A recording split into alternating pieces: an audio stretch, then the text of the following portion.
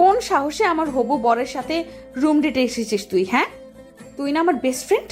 লজ্জা করে না নিজের বোনের মতো ফ্রেন্ডের হবু বরের উপর নজর দিতে? কতটা নির্লজ্জ বেহায়া হলে মানুষ এমনটা করতে পারে ভেবে পাচ্ছি না আমি। এটা আমি কি করছি? এটা ঠিক না। সোভা নিজের হুঁশে নেই, কিন্তু আমি তো আছি। আমি কোনো ধরনের ভুল করতে পারবো না। হাতে ওয়াইনের বোতল নিয়ে ঢলতে ঢলতে হাঁটছে শুভা। দেখেই বোঝা যাচ্ছে যে ও পুরো ড্রাঙ্ক। আজকে নিজের সবচেয়ে কাছের মানুষের কাছ থেকে সবচেয়ে বড় ধোঁকা পেয়েছে ও, যাকে ও নিজের বোনের চেয়েও বেশি ভালোবাসে, আর একজন যাকে ও নিজের বোনের থেকেও বেশি ভাবে। দুজন মিলে শুভাকে এমন ধোঁকা দিয়েছে যা ও স্বপ্নেও কল্পনা করেনি। আফটার সাম টাইম অফিসে বসে কাজ করছে শুভা। এমন সময় আননোন নাম্বার থেকে কল আসলো। হ্যালো। মিস শুভা বলছেন? জি। অ্যাকচুয়ালি আমরা হোটেলে রেড লাগিয়েছিলাম, তখন সবার সাথে দুজনকে অ্যারেস্ট করেছি। তারা দাবি করছে যে তারা স্বামী স্ত্রী, কিন্তু আমাদের বিশ্বাস হচ্ছে না। কারণ যদি তারা স্বামী স্ত্রী হতো তাহলে এরকম নোংরা হোটেলে কেন আসবে? ছেলেটার ফোনে আপনার নাম্বারটা প্রথমে ছিল, তাই আপনাকে অনুরোধ করছি এসে তাদের পরিচয়টা আমাদের দিতে। কথাগুলো বলেই ইন্সপেক্টর কল কেটে দিল। শরীরে ঝিম ধরে যাচ্ছে শুভার, হাত পা সমানে কাঁপছে ওর। কি শুনলো এইমাত্র ও? আভি সত্যিই কোনো মেয়ের সাথে? আর ভাবতে পারছে না শুভা। দ্রুত বেরিয়ে গেল ও পুলিশ স্টেশনের উদ্দেশ্যে। হোয়াট দ্য হেল, আমাদের এভাবে বসিয়ে রাখার মানে কি? আমরা স্বামী স্ত্রী, কতবার বলবো আপনাদের? একটু ধৈর্য ধারণ করেন মিস্টার আফি। আমরা প্রমাণের জন্য একজনকে আসতে বলছি, সে এসেই আপনাদের বেল করিয়ে দিলেই আপনাদের যেতে দেওয়া হবে। আভি কিছুটা ঘাবড়ে যায় ইন্সপেক্টরের কথায়। তারপর কাঁপা কাঁপা কণ্ঠে বলে ওঠে ও। কাকে ফোন করছেন?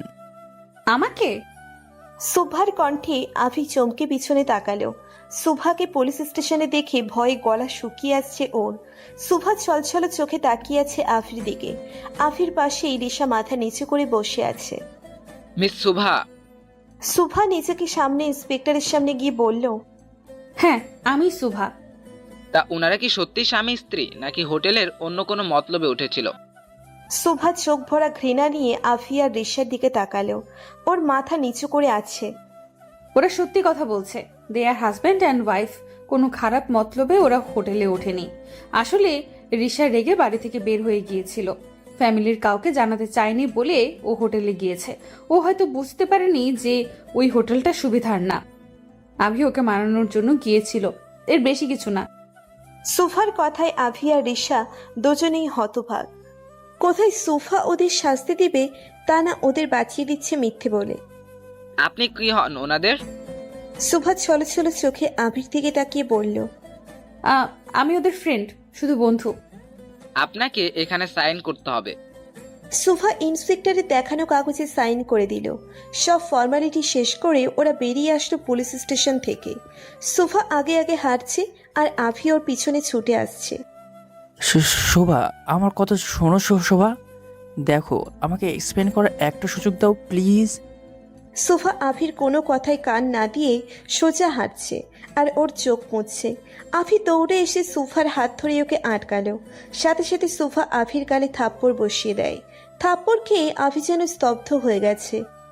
ও বিশ্বাস করতে পারছে না যে সুফা ওর গায়ে হাত তুলেছে। Don't you dare to touch me. তোমার এই নোংরা স্পর্শে আমাকে অপবিত্র করার চেষ্টা করবে না। আভিকে থাপ্পড় মারায় রিশা আভির কাছে এগিয়ে আসে। তারপর ন্যাকামো করে ওর গালে হাত বুলিয়ে দিতে দিতে বলে, এটা কি করলে শুভা? আবির গায়ে কোন সাহসে হাত তুললে তুমি? রিশার কথায় সুফার রাগ আরো বেড়ে যায়। সাথে সাথে রিশার হাত টেনে ওর গালেও চড় বসিয়ে দেয় সুভা। কোন সাহসে আমার হবু বরের সাথে রুম ডেটে এসেছিস তুই? হ্যাঁ, তুই না আমার বেস্ট ফ্রেন্ড? লজ্জা করে না নিজের বোনের মতো ফ্রেন্ডের হবু বরের উপর নজর দিতে? কতটা নির্লজ্জ বেহায়া হলে মানুষ এমনটা করতে পারে ভেবে পাচ্ছি না আমি। তুমি আমার গায়ে হাত তুললে Shubha? How dare you! Risha সুফার গায়ে হাত তুলতে নিলেই আভি ওর হাত ধরে ঘুরিয়ে চড় বসিয়ে দেয়। তোর সাহস তো কম না, সবার দিকে হাত বাড়াস তুই। মেরে এখানে পুঁতে রাখবো বলে দিলাম। আভি, ও তোমাকে থাপ্পড়? এটা আমাদের পার্সোনাল ইস্যু, তোর এখানে নাক গলাতে হবে না। তুই জাস্ট আমার একদিনের বেড পার্টনার, তাই নিজেকে এত বড় মনে করিস না। শুভ আমার হবু স্ত্রী, ওর দিকে হাত বাড়ানোর সাহস দেখাবি না এরপর থেকে। রিশা অবাক আফির কথায়। এতদিন চেষ্টা করেও কেন আফিকে সোফার থেকে ফেরাতে পারছে না বুঝতে পারছে না ও। আফি আবার সোফার দিকে এগিয়ে আসতেই সোফা হাত দিয়ে বাধা দিয়ে বলতে শুরু করে। প্লিজ আভি, আর না। তোমার আর কোনো নাটক সহ্য করতে পারবো না আমি। তুমি যেই ক্ষতটা আমাকে দিয়েছ সেটা মৃত্যুর আগ পর্যন্ত আমার সাথে থাকবে। তোমার এই মিথ্যা ভালোবাসা, এই ধোঁকা সহ্য করার ক্ষমতা আমার নেই। আমি চাইলে ফিরে যেতে পারতাম তোমাকে এখানে এই অবস্থায় ফেলে, কিন্তু যাইনি। ভেবো না যে তোমাকে ভালোবাসি বলে, একদম না। এখন থেকে আমার মনে শুধু তোমার জন্য ঘৃণা থাকবে, ভালোবাসা না। আমি এজন্য মিথ্যা বলেছি কারণ আমি চাই না যে তোমার কুকর্মের কথা আন্টি জানুক আর কষ্ট পাক। ওনার কথা ভেবে তোমাকে প্রোটেক্ট করেছি আমি। আমি কালকেই আন্টিকে জানিয়ে দিব তোমার সাথে সম্পর্ক টিকিয়ে রাখা আমার পক্ষে সম্ভব না। তোমার মতো ক্যারেক্টারলেস মানুষের সাথে বিয়ে করা থেকে গলায় দড়ি দিয়ে মরে যাওয়া শ্রেয়। সোফা আর কাউকে কিছু বলার সুযোগ না দিয়ে কান্না করতে করতে চলে যায়। আভি অনুতপ্তভাবে তাকিয়ে আছে সোফার যাওয়ার পথে। ফাইনালি আমি যা চেয়েছি তা পেতে চলেছি। এখন আবির জীবন থেকে শুভা আউট আর রিশা ইন। চারিদিকে নিস্তব্ধতার মাঝে হেঁটে চলছে সোফা। হঠাৎ হোঁচট খেয়ে পড়ে গেল ও। ওয়াও, আমি তো আজকাল পথে পথে হোঁচট খাচ্ছি। নিজেকে সামলা শুভা। ছোট থেকে একাই পথ চলেছিস, বাকিটা পথও একাই চলতে হবে। No one is here for you. Sofa নিচের হিল জুতোগুলো খুলে হাতে তুলে নিল। তারপর ওয়াইনের বোতলে শেষ চুমুক দিয়ে উঠে দাঁড়ালো। ঢলতে ঢলতে হাঁটছে আর ওয়াইনের বোতলে চুমুক দিচ্ছে সোফা। হয়তো পেইন ভোলানোর জন্য এটাই সবচেয়ে কার্যকারী ঔষধ। হঠাৎ গাড়ির হর্ন শুনতে পেল ও। চোখে গাড়ির লাইটের আলো লাগছে ওর। চোখ টেনে বোঝার চেষ্টা করছে আসলে সামনে কি আসছে। গাড়ির ড্রাইভার জোরে জোরে হর্ন দিচ্ছে, তাও সোফা মাঝ রাস্তা থেকে সরে আসছে না। সোফার চোখে ঝপ ঝাপসা ঝাপসা লাগছে। সামনে গাড়ি নাকি ট্রেন সেটা বোঝার ক্ষমতা হয়তো হারিয়ে ফেলেছে ও। গাড়িটি সোফার সাথে ধাক্কা লাগার আগেই থেমে যায়, তাও সোফা ব্যালেন্স না রাখতে পেরে নিচে পড়ে যায়। গাড়িতে বসে ল্যাপটপে অফিসের কাজ চেক করছিল রওশন রাইজাদা। হঠাৎ এভাবে ব্রেক করায় বিরক্ত হয়ে ও অয়ন রওশনের ম্যানেজার এতক্ষণ এই ড্রাইভ করছিল, জিজ্ঞেস করে, হোয়াট দ্য হ্যাল, এভাবে কেউ কার ব্রেক করে? এখনো ঠিকঠাক গাড়ি চালানো শিখতে পারলে না? বস, আমার দোষ না, সামনে কে যেন চলে এসেছিল তাই জোরে ব্রেক করতে হয়েছে। মানুষটি হয়তো আঘাত পেয়ে পড়ে গেছে। যাও গিয়ে দেখো মরে গেছে নাকি বেঁচে আছে। যত সব মূর্খের দল। জি বস। অয়ন দ্রুত নেমে সামনে যায়। সামনে একটি মেয়ে পড়ে আছে দেখে অবাক হয় ও। আপনি ঠিক আছেন? অয়ন গিয়ে সুভাকে সোজা করতেই চমকে যায়। এইটা তো শুভা ম্যাম। অয়ন দ্রুত উঠে রওশনের কাছে যায়, তারপর বলতে শুরু করে, বস, এই মেয়েটা ওই মেয়েটা। কি ওই মেয়েটা? রওশন কার থেকে বেরিয়ে সুভাকে দেখে অবাক হয়। শুভা? রওশন দ্রুত সোফার পাশে গেল। সোফার গা থেকে ওয়াইনের গন্ধ আসছে, আর পাশেই বোতল দেখে রওশন বুঝতে পারে যে সোফা ড্রাঙ্ক। হালকা জ্ঞান ফিরেছে সোফার। পিটপিট করে চোখ খুলে সামনে রওশনকে দেখছে, কিন্তু ভাবছে এটা আভি। ইউ চিটার, তুমি আবার আমার সামনে আসার সাহস কিভাবে করলে? সোফার ব্যবহারে রওশন অবাক হচ্ছে, কারণ ওকে সোফা চিটার বলছে। কি বলছো এগুলা? মাথা ঠিক আছে তোমার? আর তুমি এত রাতে একাই অবস্থায় কেন শুভা? কি হাল করেছো নিজের? সোফাকে কোলে তুলে রওশন গাড়ির দিকে এগোয়। সোফা রওশনের বুকে কিল ঘুষি দিচ্ছে ইচ্ছে মতো। You cheated on me. You are a bloody cheater. I hate you. Just hate you. Rowshan সোফাকে ওর পাশের সিটে বসালো, তারপর অয়নকে বলল গাড়ি আফিদের বাড়ির দিকে ঘোরাতে। হঠাৎ সোফার খেয়াল থেকে আফি সরে গেল। এখন ও ভাবছে ওর পাশে অচেনা কেউ বসে আছে। ওর কাছে লোকটিকে রওশনের মতো লাগছে, মাতাল হলে যা হয়। এই, আপনি কি মিস্টার অ্যারোগেন্ট? না না, আপনি উনি হতে যাবেন কেন? আপনি তো কত ভালো। রওশন বিরক্ত হয়ে সোফার দিকে তাকালো। আচ্ছা, আপনি ওই খারুস একরু রওশন রায়জাদাকে চেনেন? রওশন আবার শকড প্লাস রেগে সোফার দিকে তাকালো। মানুষটা কতটা রুড অ্যারোগেন্ট হতে পারে তাকে না দেখলে বুঝতামই না। এক নাম্বার ডেভিল। তেমন বদের হাড্ডি, সারাদিন মুখটা বাংলার 5 বানিয়ে রাখে। বেটা বুড়ো হয়ে যাচ্ছে তাও বিয়ে করে না। ও নো, এমন খারুস একরু অ্যারোগেন্ট ছেলেকে কে বিয়ে করবে? হ্যাঁ, একটুও হাসে না। জন্মের সময় হয়তো কেউ মুখে মধু দেয়নি।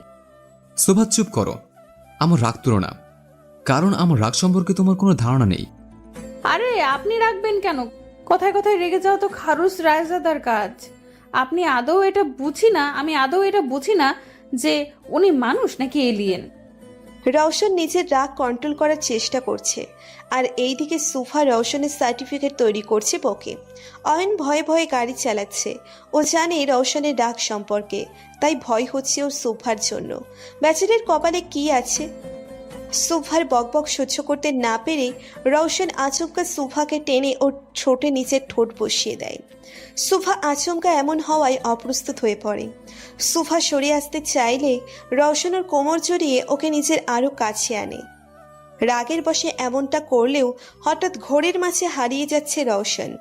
সুফা রওশনের কলার খামচে ধরেছে চোখ বন্ধ করে। হঠাৎ মিররের পেছনের দৃশ্য দেখে চোখ বড় বড় হয়ে গেছে অয়নের। সাথে সাথে গাড়ি জোরে ব্রেক করলো ও। আচমকা ব্রেক হওয়ায় রওশন সুফাকে নিয়ে সামনে ঝুঁকে পড়ে। রওশন সুফাকে ছেড়ে রাগীভাবে অয়নকে বলল, গাড়ি চালানো কি ভুলে গেছো অয়ন? বস, অফিসারদের বাসার বাইরে পৌঁছে গেছি। বাড়ির দিকে একবার, সোফার দিকে একবার তাকিয়ে কিছু একটা ভেবে অয়নকে বলল। গাড়ি ঘুরে রাজহাতে ভিলায় ব্যাক করো। অয়ন তাই করল। সোফা ঢলে পড়েছে রওশনের বুকে। রওশন সোফার দিকে গভীরভাবে তাকিয়ে ওকে নিজের বুকে জড়িয়ে নেয়। ছি বস, এটা কি করছে? সুভা ম্যামকে কিস করেছে, নিজের ভাইয়ের হবু স্ত্রীকে।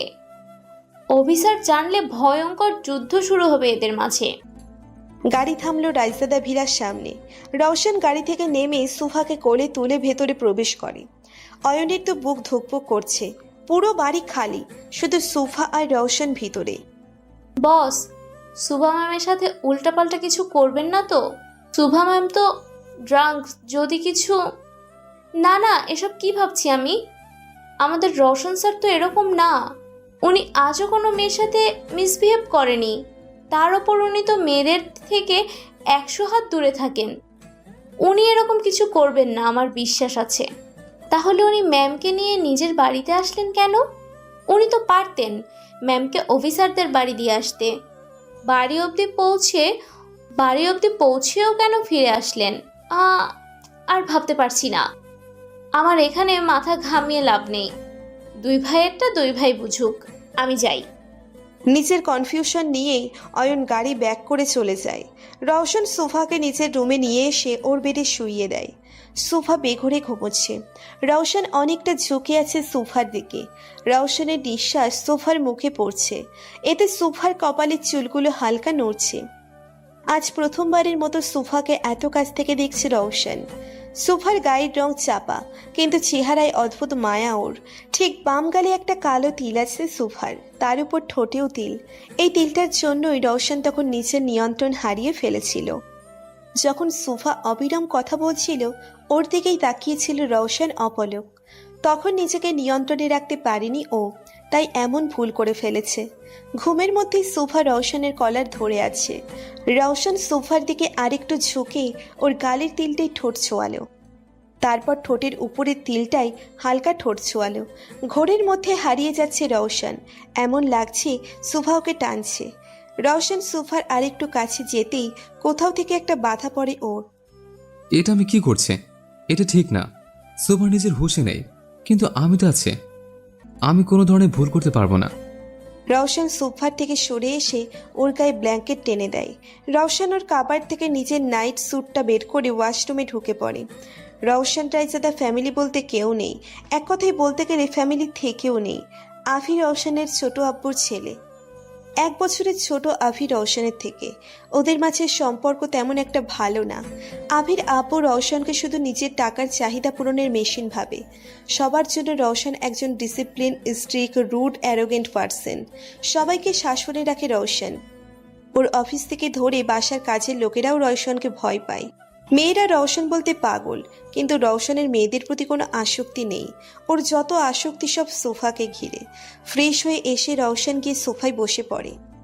ওর চোখ স্থির হয়ে আছে সোফার দিকে। কেন যেন নিজের নজর সরাতে পারছে না ও সোফার উপর থেকে। সোফাকে দেখতে দেখতে কখন রওশন ঘুমের রাজ্যে হারিয়ে যায় ও বুঝতে পারছে না। ও বুঝতে পারে না। পরদিন সকালে ভোরের আলো চোখে পড়তেই ঘুম ভেঙে গেল সোফার। আড়ামোড়া ভেঙে উঠে বসলে ও। মাথাটা এখনো ঝিম ধরে আছে। নিজের মাথা চেপে ধরে কতক্ষণ বসে থাকলো ও। হঠাৎ চোখ খুলে তাকাতেই চমকে ওঠে সোফা। এটা কোথায় ও? বিশাল রুম, আর পুরো রুম সাদা রং দিয়ে সাজানো। দেয়াল থেকে ধরে বেডশিটটাও সাদা। এটা কোথায় আমি? আর এখানে কেন? কার বাসা এটা? সোফা লাফ দিয়ে উঠে নিজের জামা কাপড় চেক করে, না, সব ঠিক আছে। স্বস্তির নিঃশ্বাস নিল সোফা। সোফাকে বেডে বসে রাতের কথা মনে করার চেষ্টা করছে। হঠাৎ কিছু একটা শব্দে ও দরজার দিকে তাকালো। একজন ভদ্রমহিলা ট্রে ভর্তি খাবার নিয়ে রুমে আসছেন। গুড মর্নিং ম্যাডাম, আমি ন্যান্সি, এই বাড়ির কেয়ারটেকার। স্যার বলেছে আপনি উঠলে আপনাকে আগে লেবুর শরবত দিতে। নিন। স্যার? কোন স্যার? রওশন স্যার। রওশনের নাম শুনেই সোফার মাথায় যেন আকাশ ভেঙে পড়ল। রওশন? তার মানে এটা মিস্টার রওশনের বাড়ি, আর আমি এখানে সারা রাত ড্রাঙ্ক অবস্থায় ছিলাম। বাঘের গুহায় সারা রাত, তার উপর ড্রাঙ্ক অবস্থায়। Ma'am, juice. এটা খেলে আপনার সুস্থ অনুভব হবে। সোফা ন্যান্সির হাত থেকে গ্লাস নিয়ে ঢকঢক করে পুরো জুস খেয়ে নিল। Feeling better, thank you. আমি আসি এখন। স্যার বলেছে আপনাকে তার সাথে দেখা করতে। জি। সোফা দ্রুত বেরিয়ে গেল বাড়ি থেকে। মিস্টার রওশন রাইজার কেবিন কোন দিকে?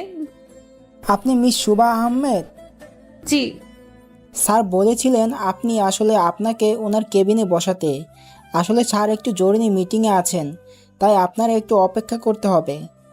সমস্যা নেই, চলুন আমার সাথে। রওশনের পিএ সোফাকে ওর কেবিনে নিয়ে আসে। এটা স্যারের কেবিন। সোফা জোরে জোরে কয়েকটা নিঃশ্বাস ছেড়ে কেবিনে প্রবেশ করলো। বিশাল কেবিন দেখেই বোঝা যাচ্ছে যে রওশন কতটা শৌখিন। সোফা ঘুরে ঘুরে দেখছে কেবিনটা।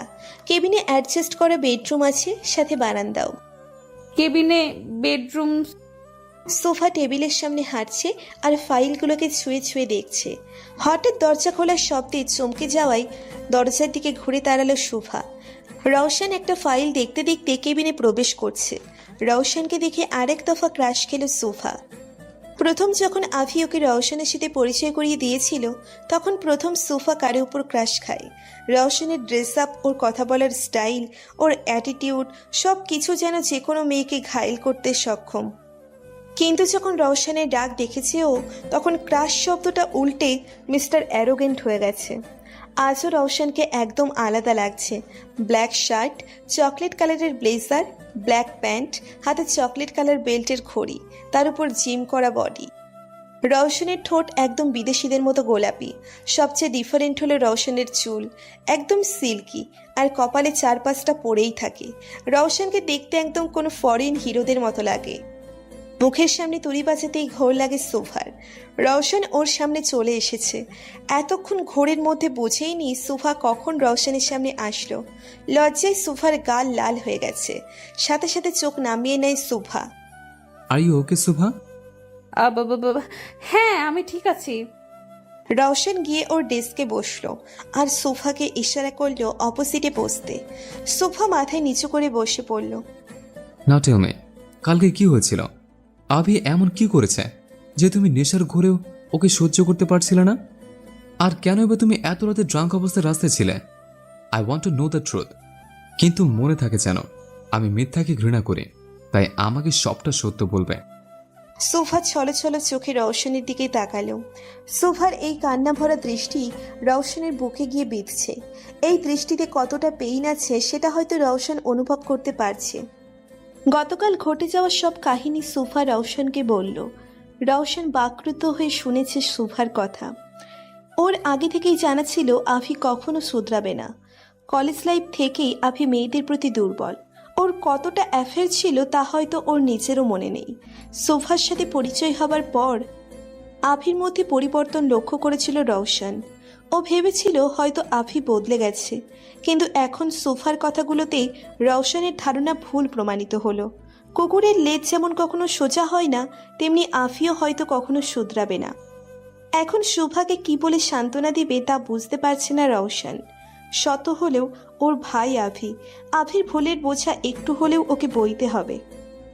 অনেক ভেবে রওশন শুভাকে বলতে শুরু করলো। দেখো শুভা, শুভা রওশনকে থামিয়ে নিচে আবার বলতে শুরু করে। থাক রওশন, আপনাকে ওর সাফাইতে কিচ্ছু বলতে হবে না। ও আপনার ভাই হয়, তাই ওর ভুলটা হয়তো আপনার কাছে তত বড় কিছু নয়, কিন্তু আমার কাছে এটা ভুল না, অপরাধ। অভি ধোঁকা দিয়েছে আমাকে, তাই আভির সাথে আমার সম্পর্ক আমি শেষ করে দিয়েছি।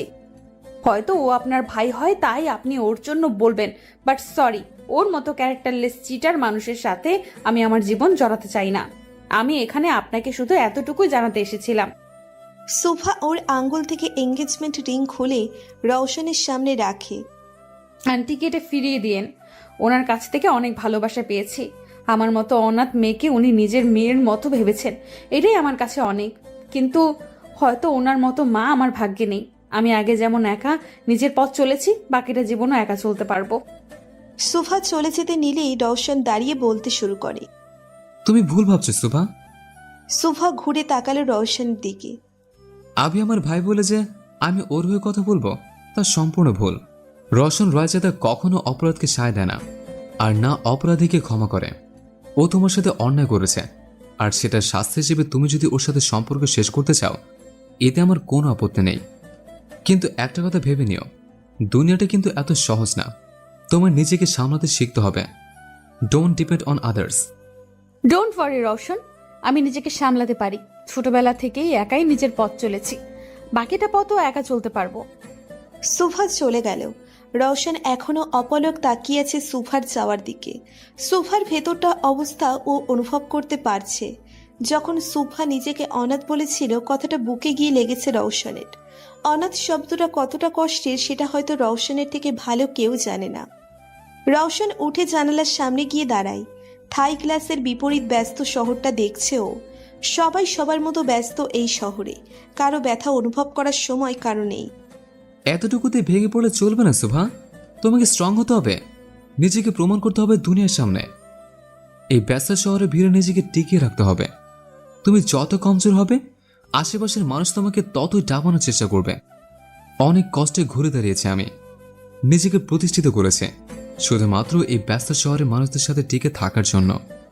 তোমাকেও তাই করতে হবে। দুনিয়া ততটা সহজ না যেমনটা তুমি ভাবো। রওশনের চোখের কোণা দিয়ে পানি জমে আছে, কিন্তু রওশন সেটা গড়িয়ে পড়ার আগেই নিজের বৃদ্ধ আঙ্গুল দিয়ে মুছে ফেলে। সবার একটা অতীত থাকে, রওশনেরও আছে, সেটা খুব শীঘ্রই জানতে পারবেন। পার্কের একটা বেঞ্চে বসে আছে শুভা। ভাবছি ওর আগের জীবন আর এখনকার মধ্যে কতটা পরিবর্তন এসেছে। বুঝ হওয়ার পর থেকেই অনাথ আশ্রমকে নিজের ঘর ভেবেছে শুভা, আর সেখানকার মানুষদের নিজের পরিবার। লেখাপড়ায় ভালো হওয়ার সুবাদে শুভাকে স্কলারশিপ দেওয়া হয়। নিজের যোগ্যতা প্রমাণ করে প্রতিষ্ঠিত হয়েছে শুভা। অনেক পরিশ্রমে শুভা এখন নিজের একটা চাইল্ড এনজিও গড়ে তুলেছে। শুভা একজন ফ্যাশন ডিজাইনার, তার পাশাপাশি এনজিও সামলাই ওর। 1 বছর আগে আফরির সাথে একটা সোশ্যাল পার্টিতে দেখা হয়েছিল শুভার।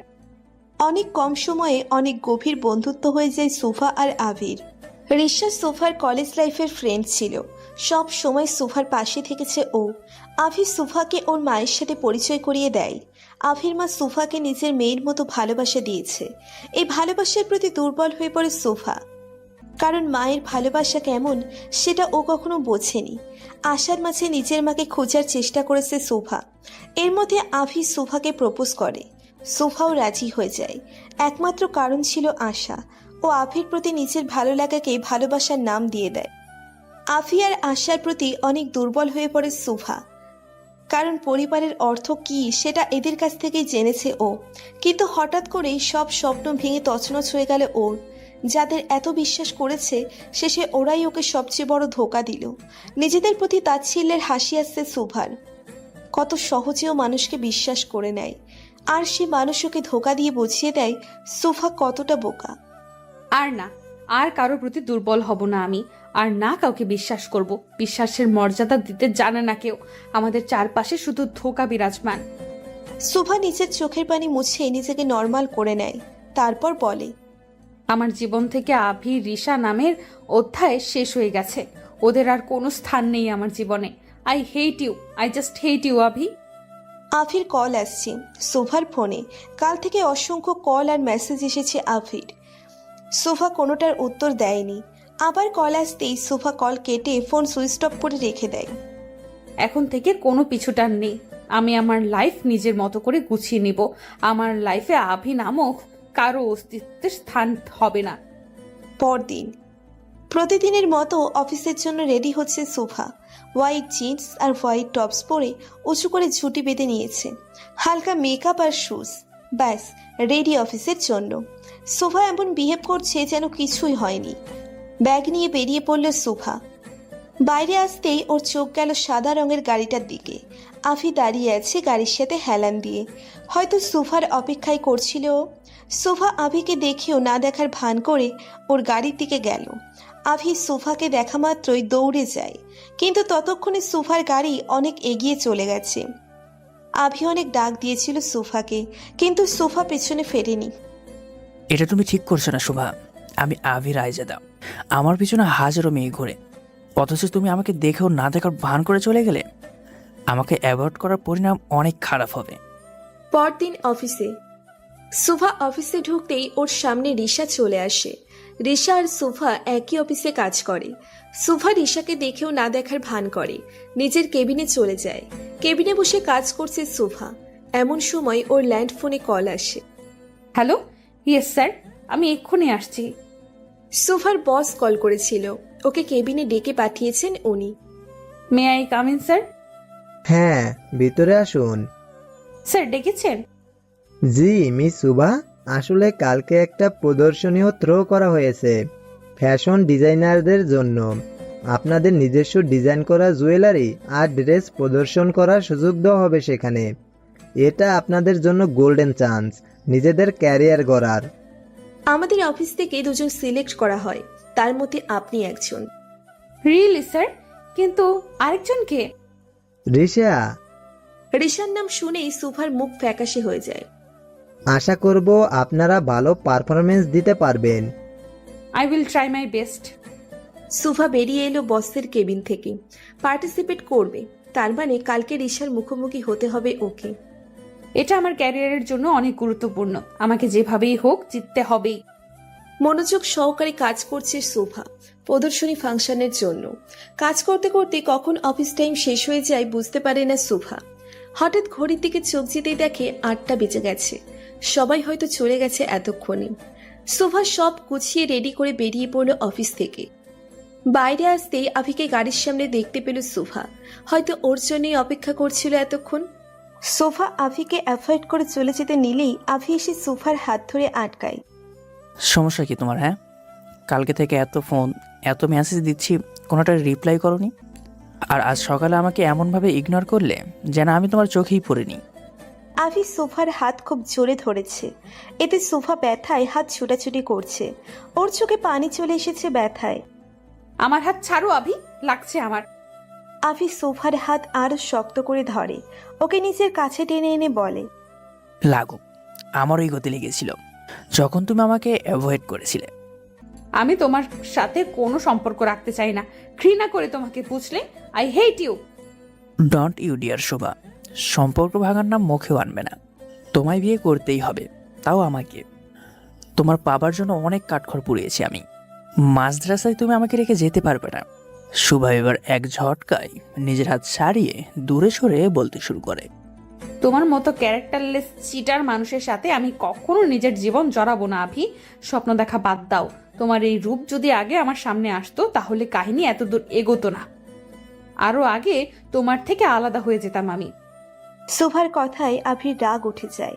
আরও সোফার সামনে গিয়ে পেছনে দিয়ে ওর চুলের মুঠো ধরে বলতে শুরু করে, ভুলেও আমার থেকে দূরে যাওয়ার চেষ্টা করবে না শোভা, না হলে আমার ভয়ঙ্কর রূপ দেখতে বাধ্য হবে। তোমার উপর শুধু আমার অধিকার আছে, অনলি মাই। আমি যেমনই হই তোমাকে আমার হয়েই থাকতে হবে। সুভা আভিকে ধাক্কা দিয়ে ওর গালে চড় বসিয়ে দেয়, তারপর চিল্লিয়ে বলে, কখনো না। তোমার মতো মানুষের সাথে জীবন চালানোর থেকে ভালো আমি মরে গেলে খুশি হব। তোমার চেহারাও আমার কাছে ঘৃণিত। সুভা কান্না করতে করতে আভির সামনে থেকে দৌড়ে চলে গেল। আভির রাগ মাথায় চড়ে বসেছে সুভার থাপ্পড়ে। আভি নিজের রাগ কন্ট্রোল করতে না পেরে গাড়ির গ্লাসে জোরে ঘুষি মারে। গাড়ির গ্লাস তেমন কিছু না হলেও ওর হাত আঙ্গুলের সাইড দিয়ে ফেটে যায় আর রক্ত বের হতে শুরু করে। আভির উপর রাগ দেখিয়ে গাড়ি না নিয়েই সুভা বেরিয়ে আসে। মাঝ রাস্তা দিয়ে কান্না করতে করতে হাঁটছে সুভা। আভির কথাগুলো অনেক কষ্ট দিয়েছে ওকে। হঠাৎ সুভার সামনে একটা গাড়ি আসতেই কেউ সুভার হাত টেনে সরিয়ে দেয়। সুভা সামনে তাকিয়ে দেখে রওশন দাঁড়িয়ে আছে। Are you mad? এইভাবে মাঝ রাস্তা দিয়ে কেউ হাঁটে শোভা? আমি সময় মতো না আসলে কি হতো, কোনো আইডিয়া আছে তোমার? সুভা রওশনকে দেখে নিজের কান্নার বেগ থামাতে পারে না। ফুপিয়ে কেঁদে ওঠে ও। রওশন সুভার কান্নার কারণ বুঝতে পারছে না। হঠাৎ রওশনের চোখ যায় সুভার হাতে। ল্যাম্পপোস্টের লাইটের আলোতে 4 আঙ্গুলের ছাপ স্পষ্ট বোঝা যাচ্ছে। রওশনের আর বুঝতে বাকি রইল না কি হয়েছে সুভার। রওশন সুভার গালে আলতো করে হাত রেখে ওকে শান্ত করার চেষ্টা করতে করতে বলে, শোভা দেখো, প্লিজ স্টপ ক্রাইং, সব ঠিক আছে, দেখো।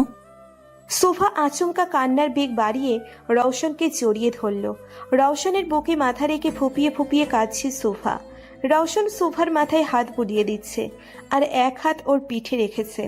রওশনের হাত মুষ্টিবদ্ধ, হয়তো রাগ কমানোর চেষ্টা করছে। চোখে রাগে লাল হয়ে আছে। এটা তুই ঠিক করলি না অভি। রওশন সুভাকে নিজের গাড়ি করে ওর বাড়িতে পৌঁছে দেয়। তারপর গাড়ি ব্যাক করে চলে যায় নিজের গন্তব্যে। আফি নিজেদের বাড়ির পার্কিংয়ে নিজের গাড়ি পার্ক করছে। গাড়ি পার্ক করে আফি পার্কিং হল থেকে বের হতে নিলেই কেউ ওর মুখ কালো কাপড় দিয়ে ঢেকে দেয়। আফি কিছু বুঝে ওঠার আগেই আগন্তুকটি ওকে গাড়ির সাথে ধাক্কা দিয়ে ওর হাত বেঁধে ফেলে কিছু দিয়ে। আফি ছুটাছুটি করছে, আচমকা আগন্তুকটি ওর মুখ বরাবর কয়েকটা পাঁচ মারে। আফির নাক দিয়ে রক্ত বের হতে শুরু করেছে। ও চিৎকারও করতে পারছে না আর না কাউকে ডাকতে পারছে। আগন্তুকটি আফিকে ধাক্কা দিয়ে ওর শার্টের কলার ধরে গাড়ির ডিকির সাথে কয়েকটা বাড়ি দেয়। আফি ছিটকে পড়ে যায় ফ্লোরে। ব্যথায় কাতরাচ্ছে আফি। আগন্তুকটি ওর পাশে হাঁটু কেড়ে বসে। তারপর নিজের প্যান্টের পকেট থেকে একটা আংটি বের করে আফির শার্টের পকেটে ঢুকিয়ে দেয়। আফি হাত ছুটছে বাঁধন খোলার জন্য। আগন্তুকটি দাঁড়িয়ে আফিকে ডিঙিয়ে চলে যায়। ওয়াচম্যান পার্কিং ক্রস করে যাওয়ার সময় আফিকে এই অবস্থায় দেখে ছুটে আসে। তারপর আফির হাতের বাঁধন খুলে দিতে দিতে বলে, স্যার আপনি ঠিক আছেন? আপনার এই অবস্থা কি করে হলো? আফির হাতের বাঁধন খুলতেই ও এক ঝটকায় নিজের মুখের কাপড়টি সরিয়ে ফেলে দেয়। আফির নাক থেকে রক্ত বের হচ্ছে। ঠোঁট আর কপাল ফেটে রক্ত পড়ছে। কে ছিল এখানে? আর কার এত বড় সাহস আভি রায়জাতের উপর হামলা করার? আমি দেখিনি স্যার, আমি এইমাত্র আসলাম আর আপনাকে এই অবস্থায়। আফি নিজের ঠোঁটের কোণায় আঙ্গুল দিয়ে রক্ত মুছতে মুছতে বলে, কে হতে পারে এটা যে আমার বাড়িতে ঢুকে আমার উপর হামলা করে চলে যায়? হঠাৎ আফির খেয়াল হলো লোকটি ওর পকেটে কিছু রেখে গিয়েছে। আফি চট জলদি নিচের পকেট থেকে রিংটি বের করে। রিংটি বের করেই আফি চমকে যায়, কারণ এটি সুভার রিং, যেটা ও এঙ্গেজমেন্টের দিন সুভাকে পরিয়েছিল। আফি রিংটা মুঠো করে হিংস্র চোখে বলে, তো এটা তোমার কাজ শোভা? আমাকে আমার বাড়িতেই গুন্ডা দিয়ে পিটিয়ে প্রতিশোধ নিলে? তোমাকে তো আমি মাসুম ভাবতাম, কিন্তু তুমি তো। ইট ইস ওকে বেবি, খেলা তো সবে শুরু। আমার প্রতিঘাতের জন্য প্রস্তুত থেকো। নিজের বেডে বসে হাতে ফার্স্ট এইড করছে রওশন। আভিকে মারা আগন্তুকটি রওশনই ছিল। সুভাকে কষ্ট দেওয়ার যোগ্য শাস্তি দিয়েছে ও আভিকে। আভিকে মারার সময় ডান হাতে আঘাত পেয়েছে ও। হাতের আঙ্গুলের দিক দিয়ে ফেটে রক্ত বের হচ্ছে। সেখানে মলম লাগিয়ে স্কিন করে নেয় রওশন। রওশন বারান্দায় চলে যায়। তারপর রেলিংয়ে হাত রেখে আকাশের দিকে তাকিয়ে বলতে শুরু করে, রওশন কখনো কারো অপরাধ ক্ষমা করে না, সে যেই হোক। ভুল করলে সেটা যোগ্য শাস্তি রওশন দিতে জানে। তোর সবচেয়ে বড় ভুল হলো তুই সুভাকে কষ্ট দিয়েছিস। সুভার চোখের পানি আমার বুকের বাপাসের ব্যথা তীব্র করে দেয়। ওর কষ্ট সহ্য হয় না আমার, কিন্তু বারবার তুই ওর কষ্টের কারণ হয়ে দাঁড়াস।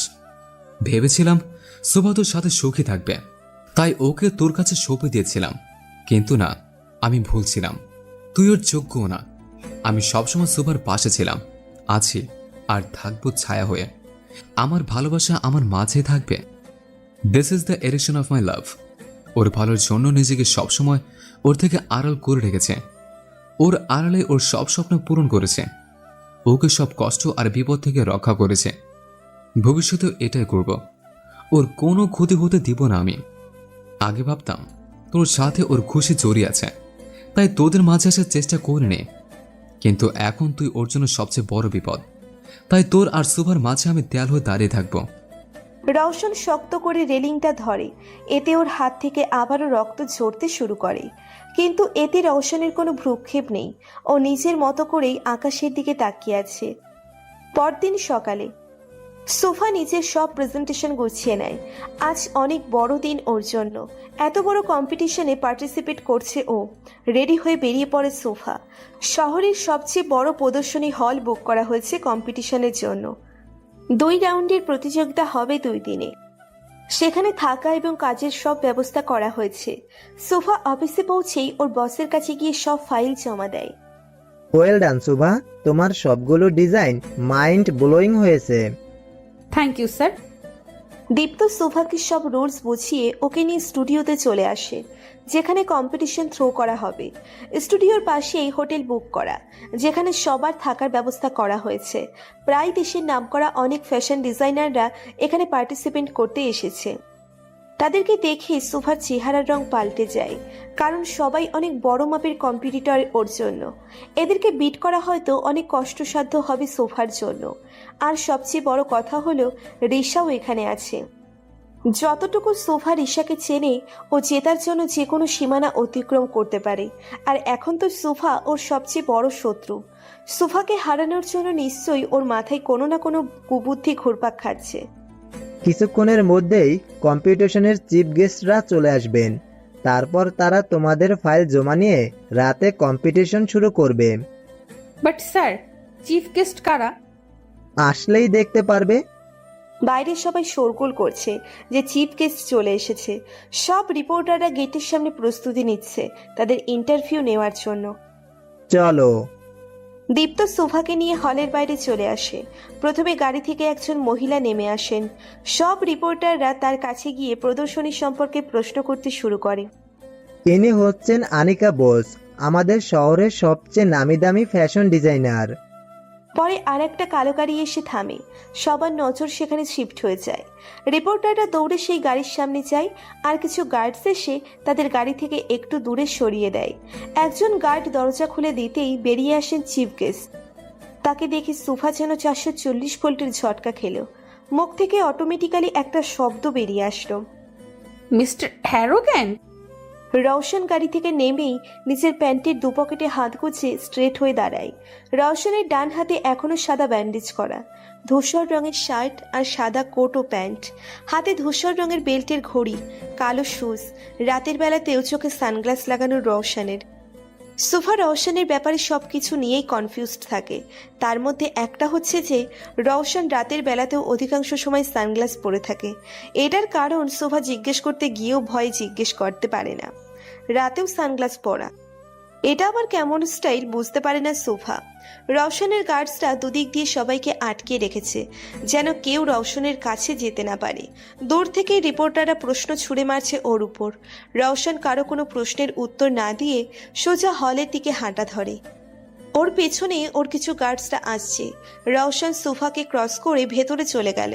দেখেও না দেখার ভান করলো ও সোফার সাথে। রওশন রায়জাদা এই কোম্পানির চিফ গেস্ট। ও নো। তাহলে আর আমার যেতে লাগবে না, কারণ এনার সামনে গেলেই তো আমার হাত পা কাঁপে। কিন্তু কেন সেটাই জানি না। তার সামনে কথা বলতে গেলেও চোখে চোখ পড়লে আমার দম বন্ধ হয়ে আসে। আমি কিভাবে পার্টিসিপেট করব? রওশন চলে যেতেই সবাই এক এক করে ভেতরে চলে যায়। কাম সুবা, গেট প্রিপারেট ইয়োরসেলফ। জি।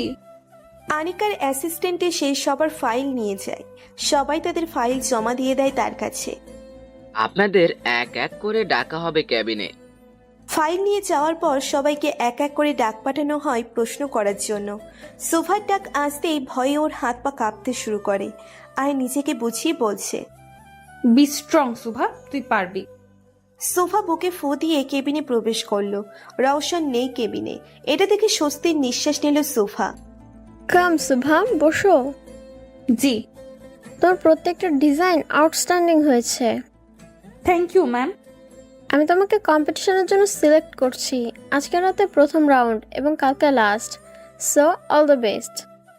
সোফা যেন আকাশের চাঁদ হাতে পেয়েছে। আনিকার সাথে হাত মিলিয়ে সোফা খুশি খুশি বেরিয়ে আসে কেবিন থেকে। বের হওয়ার সাথে সাথেই কারোর সাথে ধাক্কা লেগে পড়ে যেতে নাই সোফা, কিন্তু পড়ে যাওয়ার আগেই সামনের মানুষটি ওকে ধরে ফেলে আর টান দিয়ে নিচের বুকে এনে ফেলায়। সোফা আচমকা পড়ে যাওয়ায় ভয় পেয়ে যায় আর ব্যালেন্স রাখতে না পারায় সামনের মানুষটিকে জড়িয়ে ধরে। মানুষটির হার্টবিট গুনতে পারছে সোফা। মনে হচ্ছে এই হার্ট ওরই নাম নিচ্ছে। চেনা একটা পারফিউমের সুবাস নাকে আসছে সোফার। মানুষটি কে তা বুঝে ওঠার সাথে সাথেই সোফা ধরপড়িয়ে সরে যায়। ওর সামনে ওর যমরাজ অর্থাৎ রওশন দাঁড়িয়ে আছে। সোফাকে এভাবে সরে যেতে দেখে রওশন চোখ পাকিয়ে বলে, তুমি সারাক্ষণ এমন ধরফর অবস্থায় থাকো কেন বুঝি না। যেখানে সেখানে পড়ে যাওয়া এটা কি তোমার হবির আওতায় পড়ে? এমন জিরাফের সাথে ধাক্কা লাগলে তো পড়বই। কিছু বললে? কই না তো, বলছিলাম আমার দেরি হয়ে যাচ্ছে, আমি আসি। সোফা রওশনকে সাইড কাটিয়ে চলে যেতে নিলেই রওশনের কথাই থমকে যায়। Shubha, all the best. Sofa অবাক চোখে তাকালো রওশনের দিকে। এই খারুশ রাইজাদা ওকে অল দ্য বেস্ট বলছে, ভাবা যায় এগুলা? রওশন সোফার দৃষ্টি উপেক্ষা করে বলতে শুরু করে, একটা কথা সবসময় মনে রাখবে, এটা প্রতিযোগিতা, আর প্রতিযোগিতায় কেউ কারো আপন হয় না। তোমার আশেপাশে যারা আছে সবাই জিতার জন্য এখানে এসেছে, তাই কারো উপর বিশ্বাস করে নিজের বিপদ টেনে এনো না। সবসময় কিন্তু তোমার সুরক্ষার জন্য আমি পাশে থাকবো না। তোমার নিজের সুরক্ষা তোমার নিজে করা শিখতে হবে। পরামর্শ তো ভালোই দিল এই খারুস রায়জাদা, কিন্তু শেষের কথাটা কি বলে গেল? ইনি নাকি সব সময় আমার রক্ষা করার জন্য আমার পাশে থাকে। কি মিথ্যুক লোক! একদিন শুধু এনার গাড়ির সামনে পড়েছি আর ইনি আমার হেল্প করেছেন নিজের বাড়িতে নিয়ে গিয়ে, কিন্তু যেভাবে ভাব দেখিয়ে বলে গেলেন কত বছর ধরে আমার পাশে থেকে আমাকে প্রোটেক্ট করেছে। সোফা রওশনের কথায় প্রতিবারই কনফিউজড হয়ে পড়ে। মাঝে মধ্যে রওশনকে একটা মিস্ট্রিয়াস ধাঁধার মতো লাগে সোফার কাছে। কম্পিটিশনের সময় হয়ে যাচ্ছে, তাই সোফা আর না ভেবে চলে আসে ওখান থেকে। সোফা স্টাফ রুমে এসে আফিকে দেখতে পায়। আফিকে দেখে সোফা কিছুটা ঘাবড়ে যায়, কারণ আফির মাথায় ব্যান্ডেজ করা, নাকে ছোট ব্যান্ডেজ, আরো কিছুটা ফুলে আছে। আবির এই অবস্থা কিভাবে হলো? আফি সোফাকে দেখে ওর দিকে এগিয়ে আসে। আভির চোখ লাল হয়ে আছে, এমন লাগছে সারা রাত ঘুমায়নি ও। আভি সোফার কাছে আসতেই সোফা পিছিয়ে যেতে নেয়। তখনই আভি সোফার হাত ধরে টান দিয়ে নিজের কাছে আনে। কি হয়েছে শোভা? এখন আমি কাছে আসলেই পিছিয়ে পড়ো কেন? নতুন কাউকে পেয়ে গিয়েছো নাকি? আমি তোমার মতো না আভি, যদি হতাম তাহলে অবশ্যই নতুন কাউকে নিজের জীবনের সাথে জড়াতাম, কিন্তু তোমার কাছ থেকে যে ধোঁকা পেয়েছি তারপর থেকে পুরুষ নামক জাতিকে ঘৃণা করতে ইচ্ছে করে। এত মাসুম সেজো না শোভা, দেখে তো মনে হয় ভাজা মাছটা উল্টে খেতে জানো না, কিন্তু আমার পিঠ পিছনে কত কি করছো তার আন্দাজ আমার আছে। আভি লাগছে আমার, ছাড়ো। তা তোমার নতুন আশিকের নাম কি জানতে পারি? আভির কথায় সুভা অবাক চোখে ওর দিকে তাকালো। মানেটা খুব সোজা। তোমার নতুন আশিকটা কে, যাকে দিয়ে তুমি আমার এই অবস্থা করিয়েছো? একবার শুধু নামটা বলো শোভা, তারপর দেখো তোমার আশিকের আশিকি আমি কিভাবে শেষ করি। সুভা এক ঝটকায় নিজের হাত ছাড়িয়ে নিল আফির থেকে। পাগল হয়ে গিয়েছো তুমি আভি? আমি এরকম কিছুই করাইনি তোমার সাথে। রিয়েলি? তাহলে এটা ওই লোক পেলো কি করে? আমার বাড়িতে ঢুকে আমাকেই মেরে আমার পকেটে রিংটা পরে দিয়ে গেছে। রিংটা কি হাঁটতে হাঁটতে তার কাছে চলে গিয়েছিল? এটা তো ও রওশনকে দিয়েছিল, তাহলে কি রওশন আফিকে মেরেছে? আর রওশন এমন কেনই বা করবে? আফি তো ওর ভাই হয়। এই মুহূর্তে আফিকে মিথ্যে বলতে হবে, না হলে ও রওশনের কোনো না কোনো ক্ষতি করে বসবে। ওদের দুজনের সমস্যায়ও ও রওশনকে জড়াতে চায় না। এই রিংটা আমি কাউকে দেইনি, তোমার সাথে ঝগড়া হওয়ায় আমি তখন রেগে এটা রাস্তায় ফেলে দিয়েছিলাম। সোফার কথায় আভি টাস্কি খায়, কারণ ও জানে সোফা কখনো মিথ্যে বলে না। তাহলে ওর নতুন শত্রু উদয় হলো কোত্থেকে? তুমি সত্যি বলছো শোভা? সত্যিই কি তুমি তাকে চেনো না? আমি মিথ্যা কথা বলি না, এতদিনেও আমাকে চিনতে পারলে না? আই এম সরি শুভ। সুভাকে জড়িয়ে ধরতে আসলেই সুভা পিছিয়ে যায়। I don't need your sorry. তুমি এখান থেকে চলে গেলে আমি খুশি হব। ঠিক আছে, চলে যাচ্ছি, কিন্তু আমি তোমার আশেপাশেই আছি। All the best baby. Avi চলে যেতেই সুভা চিন্তায় পড়ে যায়। রওশন এমনটা কেন করবে ভেবে পাচ্ছে না ও। যেভাবেই হোক রওশনের সাথে দেখা করে ওর সব প্রশ্নের উত্তর নিতে হবে। আফটার সাম টাইম সুফা আর বাকি সব কম্পিটিটররা হলে বসে আছে। সবাই নিজেদের প্রেজেন্টেশন নিয়ে ব্যস্ত। অপর সাইডেই রিশা বসেছে। সোফার পাশে একটা ছেলে বসেছে। Hi miss Shubha. হাই। আমি Zahid, nice to meet you. Sofa জাহিদের সাথে কথা বলতে আনকমফোর্টেবল ফিল করছে। আসলে জাহিদ একটু বেশি চিপকু টাইপের, আর ওর দৃষ্টিও সোফার কাছে কেমন যেন লাগছে। রওশন আর আনিকা আসতেই প্রেজেন্টেশন শুরু হয়। সবার প্রেজেন্টেশন সুন্দর হয়েছে, কিন্তু রওশন কারোটা দেখছে না। ও নিজের ফোন নিয়ে ব্যস্ত। সোফার প্রেজেন্টেশনের ফাইল আনিকা ধরতেই রওশন ওর থেকে ফাইলটা নিয়ে নিজেই চেক করে। সব ফাইল চেক করা শেষে রওশন আনিকাকে কিছু বলে বেরিয়ে যায় হল থেকে। আনিকা এতগুলো কম্পিটিটর থেকে শুধু 5 জন সিলেক্ট করে, তার মধ্যে সুফা, জাহিদ আর রিশাও আছে। কালকে ফাইনাল রাউন্ড করা হবে, তাই সবাইকে হলের সামনে বুকিং করা হোটেলে থাকার ব্যবস্থা করে দেওয়া হয়েছে। সোফা নিজের সব প্রয়োজনীয় জিনিসপত্র গুছিয়ে হোটেলে চলে যায়। আফিও সেম হোটেলে রুম বুক করেছে, যেন সোফার উপর নজর রাখতে পারে। আফি সোফার সাথে কথা বলার চেষ্টা করলেও সোফা ওকে অ্যাভয়েড করে। সোফার রুম 3rd ফ্লোরে 125 নম্বরে। সোফা নিজের রুমে এসে ফ্রেশ হতে চলে যায়। কিছুক্ষণ বাদে সোফা ওয়াশরুম থেকে চুল মুছতে মুছতে বেরিয়ে আসে। হঠাৎ দরজায় কেউ নক করায় সোফা গিয়ে ডোর খুলে দেয়। জাহিদ দাঁড়িয়ে আছে রুমের বাইরে। জাহিদ, আপনি? কেন আসতে পারি না? জাহিদের দৃষ্টি সোফার কাছে ভালো লাগছে না, কিছু একটা ঘাপলা মনে হচ্ছে। না মানে এই সময় কোনো প্রয়োজন ছিল? জাহিদ সোফাকে সাইড করে ওর রুমে ঢুকতে ঢুকতে বলে, প্রয়োজন তো ছিল। এভাবে জাহিদ রুমে ঢুকে পড়ায় কিছুটা অবাক হয় সোফা। তাও ভদ্রতার খাতিরে ও কিচ্ছু বলল না। কি প্রয়োজন? তোমাকে। জি? আমি ঘুরিয়ে ফিরিয়ে কথা বলতে পছন্দ করি না, তাই ক্লিয়ারলি বলছি। প্রথম দেখাতেই তোমাকে আমার ভালো লেগেছে, তাই আমার তোমাকে চাই। এখন তুমি নিজের ইচ্ছায় রাজি হবে নাকি সেটা টোটালি তোমার উপর ডিপেন্ড করে। সোফা শকড প্লাস রেগে যায় জাহিদের কথায়। ওর রুমে এসে ওকেই বাজে প্রস্তাব দিচ্ছে, কি সাহস! জাহিদ সোফার কাছে এসে ওর গালে হাত রাখতে নিলেই সোফা সরে যায়। বের হন আমার রুম থেকে এক্ষুনি, না হলে আমি গার্ডসদের ডেকে আপনাকে বের করব। জাহিদ সোফার হাত ধরে ওকে হ্যাচকা টান দিয়ে নিজের কাছে নিয়ে আসলো, তারপর বলল, স্টপ ইট সুভা, এত ড্রামা করার কিছুই নেই, কেউ কিছু জানতে পারবে না, প্রমিস। সোফা জাহিদকে ধাক্কা দিয়ে সরিয়ে ওর গালে চড় বসিয়ে দেয়, তারপর বলে, আপনার মতো বাজে মন মানসিকতা আমার না জাহিদ। নিজের এই ফালতু অফার নিয়ে বের হন এক্ষুনি, জাস্ট গো। সোফার হাতে চড় খেয়ে জাহিদের মাথায় রক্ত গরম হয়ে যায়। ওর রেগে সোফার হাত ধরে ওকে ধাক্কা দিয়ে বেডে ফেলে দিয়ে বলে, ভালোই ভালো বলছিলাম, বাট আফসোস তোমার মতো মেয়েরা ভালো কথার দাম দিতে জানে না, তোমাদের সাথে জোর জবরদস্তি করতে হয়। সোফা উঠে যেতে নিলে জাহিদ সোফার হাত চেপে ধরে বেডে। দেখেন, ভালো হবে না বলে দিলাম। সোফার ধাক্কায় জাহিদ তিল পরিমাণ নড়ছে না, বরং ওর হাত আরো জোরে চেপে ধরছে। জাহিদ সোফার দিকে আরেকটু এগিয়ে যেতে নিলেই বাধা অনুভব করে। হঠাৎ কেউ পেছন দিয়ে ওর কলার চেপে ওকে ধাক্কা দিয়ে ফ্লোরে ফেলে দেয়। জাহিদ সরে যেতেই সোফা এক ঝটকায় উঠে পড়ল। সামনের মানুষটিকে দেখে সোফার রিয়াকশন বদলে যায়। রওশন অগ্নি দৃষ্টিতে তাকিয়ে আছে জাহিদের দিকে, চোখ দুটো দিয়ে যেন লাফা বের হবে, এমন ভয়ঙ্কর লাল হয়ে আছে রওশনের চোখ। রাগে ঘাড়ের রগও ফুলে গেছে, আর হাত মুষ্টিবদ্ধ করে রেখেছে, যেন রাগ সংবরণ করতে পারে। রওশনকে দেখতে এতটা ভয়ঙ্কর লাগছে যে সোফার গলা শুকিয়ে যাচ্ছে ভয়ে। এমন লাগছে জাহিদকে যেন কাঁচা চিবিয়ে খাবে রওশন। স্যার আপনি? কেন নিজের একান্ত মুহূর্তে আমাকে এখানে আশা করনি? না স্যার, আসলে।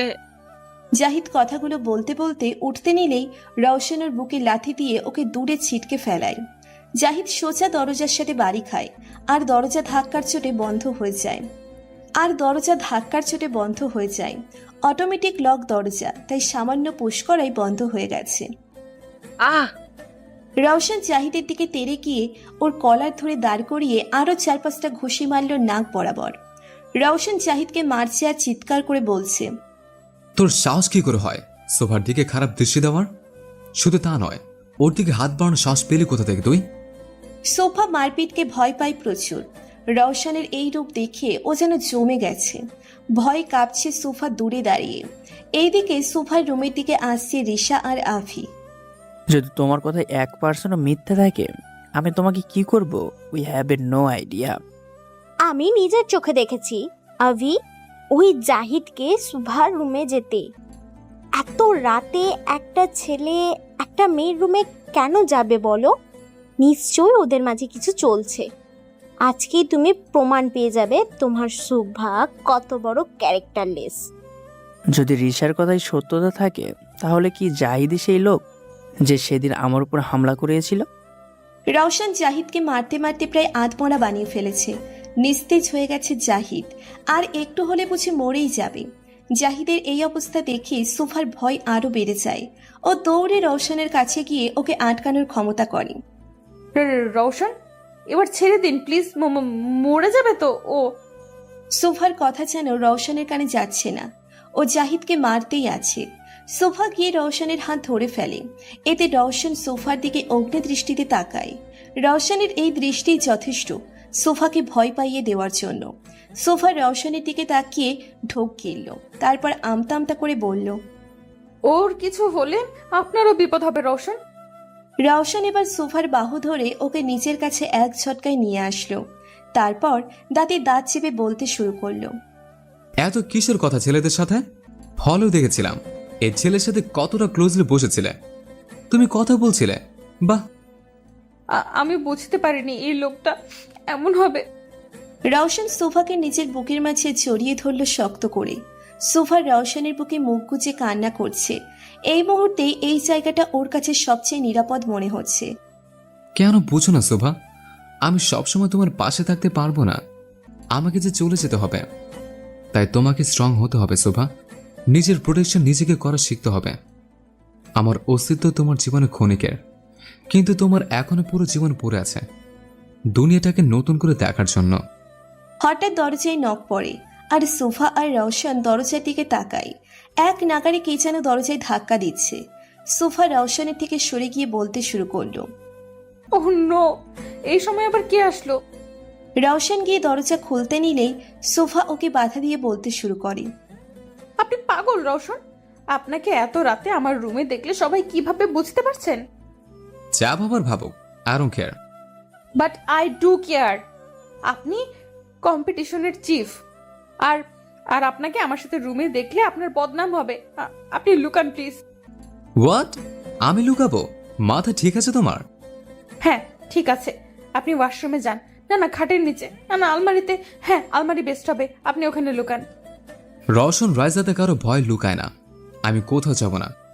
আপনার ইগোটা প্লিজ কিছু সময়ের জন্য তালা মেরে রাখুন, আমার জন্য প্লিজ। দেখো শোভা, দরজা ধাক্কানো আরো বেড়ে গেছে। সোফা রওশনের হাত ধরে ওকে আলমারির ভিতরে ধাক্কা দিয়ে ঢুকিয়ে দেয়। তারপর বলে, আমার জন্য কিছুক্ষণ ভেতরে থাকেন প্লিজ। রওশন আর কিছু বলতে পারল না, রাগে ওর শরীর জ্বলছে। সোফা আলমারি বন্ধ করে দিয়ে দরজা খোলে। দরজা খুলতেই আফি হন্ততন্ত করে ভেতরে ঢোকে, ওর পিছনে রিশাও। কোথায় ও? হ্যাঁ, আফির চোখ চায় ফ্লোরে পড়ে থাকা জাহিদের দিকে। বেচারা মার খেয়ে ফেইন্ট হয়ে পড়ে আছে। এরই অবস্থা কে করলো? আমি। সোফার কথা শুনে আফি আর রিশা দুজনেই হতভম্ব হয়ে গেল। তুমি ওকে এভাবে পিটিয়েছো? অবভিয়াসলি, এখানে কি আর কেউ আছে নাকি যে ওকে পিটাবে? আফি পুরো রুমে চোখ পুড়িয়ে নিল। আসলে কেউ নেই। কিন্তু তুমি ওকে এভাবে মারলে কেন? কি অবস্থা হয়েছে ওর? সোফা রিশার দিকে অগ্নি দৃষ্টিতে তাকিয়ে বলল, ও নিজের কাজের জন্য উচিত শাস্তি পেয়েছে। কি এমন করে ফেললো ও? একটা মেয়ের রুমে এসে তার সাথে মিসবিহেভ করা কি কোনো অপরাধের আওতায় পড়ে না? He is trying to molest me. বাজে ব্যবহার করেছে আমার সাথে। হাউ ডেয়ার হি, আজকে মেরে ফেলবা নাকি? আফি রেগে জাহিদের দিকে এগোতেই সুভা ওকে আটকায়। ওর ভুলের শাস্তি ও পেয়ে গেছে, তোমার কিছু করা লাগবে না। আফি কয়েকটা নিঃশ্বাস নিয়ে নিজেকে শান্ত করলো, তারপর কাউকে কল করে বলল, hello, Abhi Raizada speaking. Room number 125-এ ময়লা পড়ে আছে, এসে এটাকে পরিষ্কার করে নিয়ে যান। আভি সোফার দিকে তাকাতেই দেখলো ওর কাঁধের উপরে খামচির দাগ আর রক্ত জমে আছে। সুভা, তোমার ঘাড় থেকে তো কেটে রক্ত বেরোচ্ছে। আভি এগিয়ে আসতেই শোভা পিছিয়ে যায়, এতে আভির কদম থেমে যায়। তোমার সিম্প্যাথির প্রয়োজন নেই আমার, আমি একটু রেস্ট নিব। আমার রুম থেকে বের হলে আমি খুশি হতাম। সোফার কথায় আভি রাগ দেখিয়ে বেডে পা দিয়ে বাড়ি মারল। ঋষা ভয়ে কেঁপে উঠল আভির কাছে। দুইটা গার্ড এসে জাহিদকে উঠিয়ে নিয়ে গেল। আভি ঋষার দিকে রাগী দৃষ্টিতে তাকিয়ে হনহন করে রুম থেকে বের হয়ে গেল। ঋষা এখনো কনফিউজড হয়ে দাঁড়িয়ে আছে, কারণ ওর জানা মনে সোফা এতটা সাহসী না যে কাউকে এভাবে পেটাবে। তাহলে কে সোফাকে হেল্প করেছে সেটা ভেবে পাচ্ছে না ঋষা। তুমি কি এভাবেই দাঁড়িয়ে থাকবে নাকি জাহিদের মতো গার্ডস এনে তোমাকে পাঠাতে হবে? সোফার কথায় ঋষা ওর দিকে রাগীভাবে তাকিয়ে একবার রুমে চোখ বুলিয়ে বের হয়ে যায়। ঋষা চলে যেতেই সোফা দ্রুত দরজা লাগিয়ে স্বস্তির নিঃশ্বাস নিল। বড় জোর বাঁচলাম। হঠাৎ রওশনের কথা মনে পড়ে গেল সোফার। ও তো রওশনকে আলমারি থেকে লক করে রেখেছিল। সোফা দৌড়ে গিয়ে আলমারি খুলল। আলমারি খুলতেই রওশন কাঁচতে কাঁচতে বেরিয়ে এলো ভেতর থেকে। বড় বড় নিঃশ্বাস নিচ্ছে রওশন, যেন এতক্ষণ দম আটকে ছিল ওর। রওশনের চেহারা লাল হয়ে গেছে আর ঘেমে পুরো শরীর একাকার। রওশন গিয়ে মাথা চেপে বেডে বসে পড়ল। সোফার মধ্যে অপরাধবোধ কাজ করছে, কারণ ও জানে রওশনের গরমে অ্যালার্জি আছে। ও গরম আর রোদের তাপ সহ্য করতে পারে না। শরীর লাল হয়ে যায় রওশনের, যেমনটা এখন হয়েছে। সোফা ভয়ে ভয়ে রওশনের সামনে এগোলো, তারপর ওর পিঠে আলতো করে হাত রেখে বলল, আর ইউ ওকে রওশন? সোফার কথায় রওশন ওর দিকে অগ্নি দৃষ্টিতে তাকালো। তুমি আমার যে অবস্থা করেছো তারপরও কি আমার ওখানে থাকা উচিত? এক কাজ করি, আধা ঘন্টার জন্য তোমাকে আলমারিতে লক করে রাখে, তখন তুমি নিজেই বুঝতে পারবে আমি ওকে আছি কিনা। সোফা ঢোক গিলল রওশনের কথায়। এখন যদি সত্যি রওশন ওকে আলমারিতে আটকিয়ে দেয়, ও তো অন্ধকারকে ভয় পায়। তারপর ওর বন্ধ জায়গায় সাফোকেশন প্রবলেম আছে। সোফার কপাল বেয়ে ঘাম পড়ছে কথাগুলো ভেবে। সোফার ফেস দেখে রওশন বুঝতে পারল যে সোফা ভয় পেয়ে গেছে আর নিচের কল্পনাতেই হয়তো আলমারিতে লক হওয়ার এক্সপেরিমেন্ট করে ফেলেছে। এভাবে দাঁড়িয়ে না থেকে আমাকে এক গ্লাস পানি দাও। সোফা হন্ততন্ত করে গ্লাসে পানি ভরে এনে রওশনকে দিল। ওর হাত প্রচণ্ডভাবে কাঁপছে। রওশন সোফার হাত থেকে গ্লাসটা নিয়ে ওটা সোফার দিকে এগিয়ে দিল। আমার থেকে বেশি তোমার পানির প্রয়োজন। সোফা একবার রওশনের দিকে তো একবার গ্লাসের দিকে তাকালো। সোফা আচমকা রওশনের হাত থেকে গ্লাসটা নিয়ে ঢকঢক করে সব পানি শেষ করে ফেলল। এখন হয়তো একটু ভালো লাগছে। রওশন সোফার ঘাড়ের ঘামাচির দাগটা লক্ষ্য করলো। লাল হয়ে রক্ত জমে গেছে জায়গাটা। ফার্স্ট এড বক্সটা নিয়ে আসো তো। কিন্তু কেন? আমি কাউকে এক্সপ্লেনেশন দিই না, তুমি জানো, তাই চুপচাপ সেটা করো যেটা বলছে। সোফা দ্রুত নিচের লাগেজ থেকে ফার্স্ট এইড বক্সটা বের করে রওশনকে দিল। এটা সব সময় সোফার কাছে থাকে, যেন কোনো বিপদে হাতের সামনে পাওয়া যায়। রওশন বক্সটা নিয়ে বেডে রাখলো, তারপর সোফার হাত ধরে ওকে নিয়ে নিজের পাশে বসিয়ে দিল। আচমকা হাতে টান লাগায় সোফা ব্যালেন্স করতে পারল না। সাথে সাথে রওশনের কাঁধ ধরে ফেলল ও।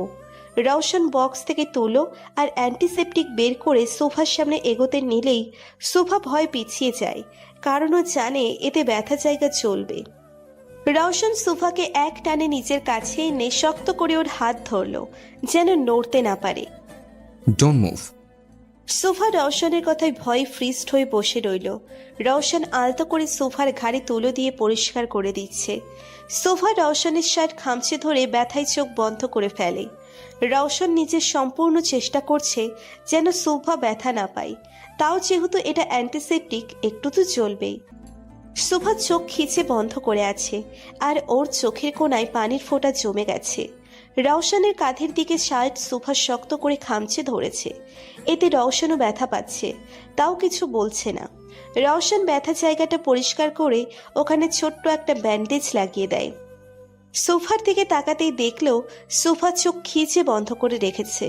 রওশন পলকহীনভাবে তাকিয়ে আছে সোফার চেহারার দিকে।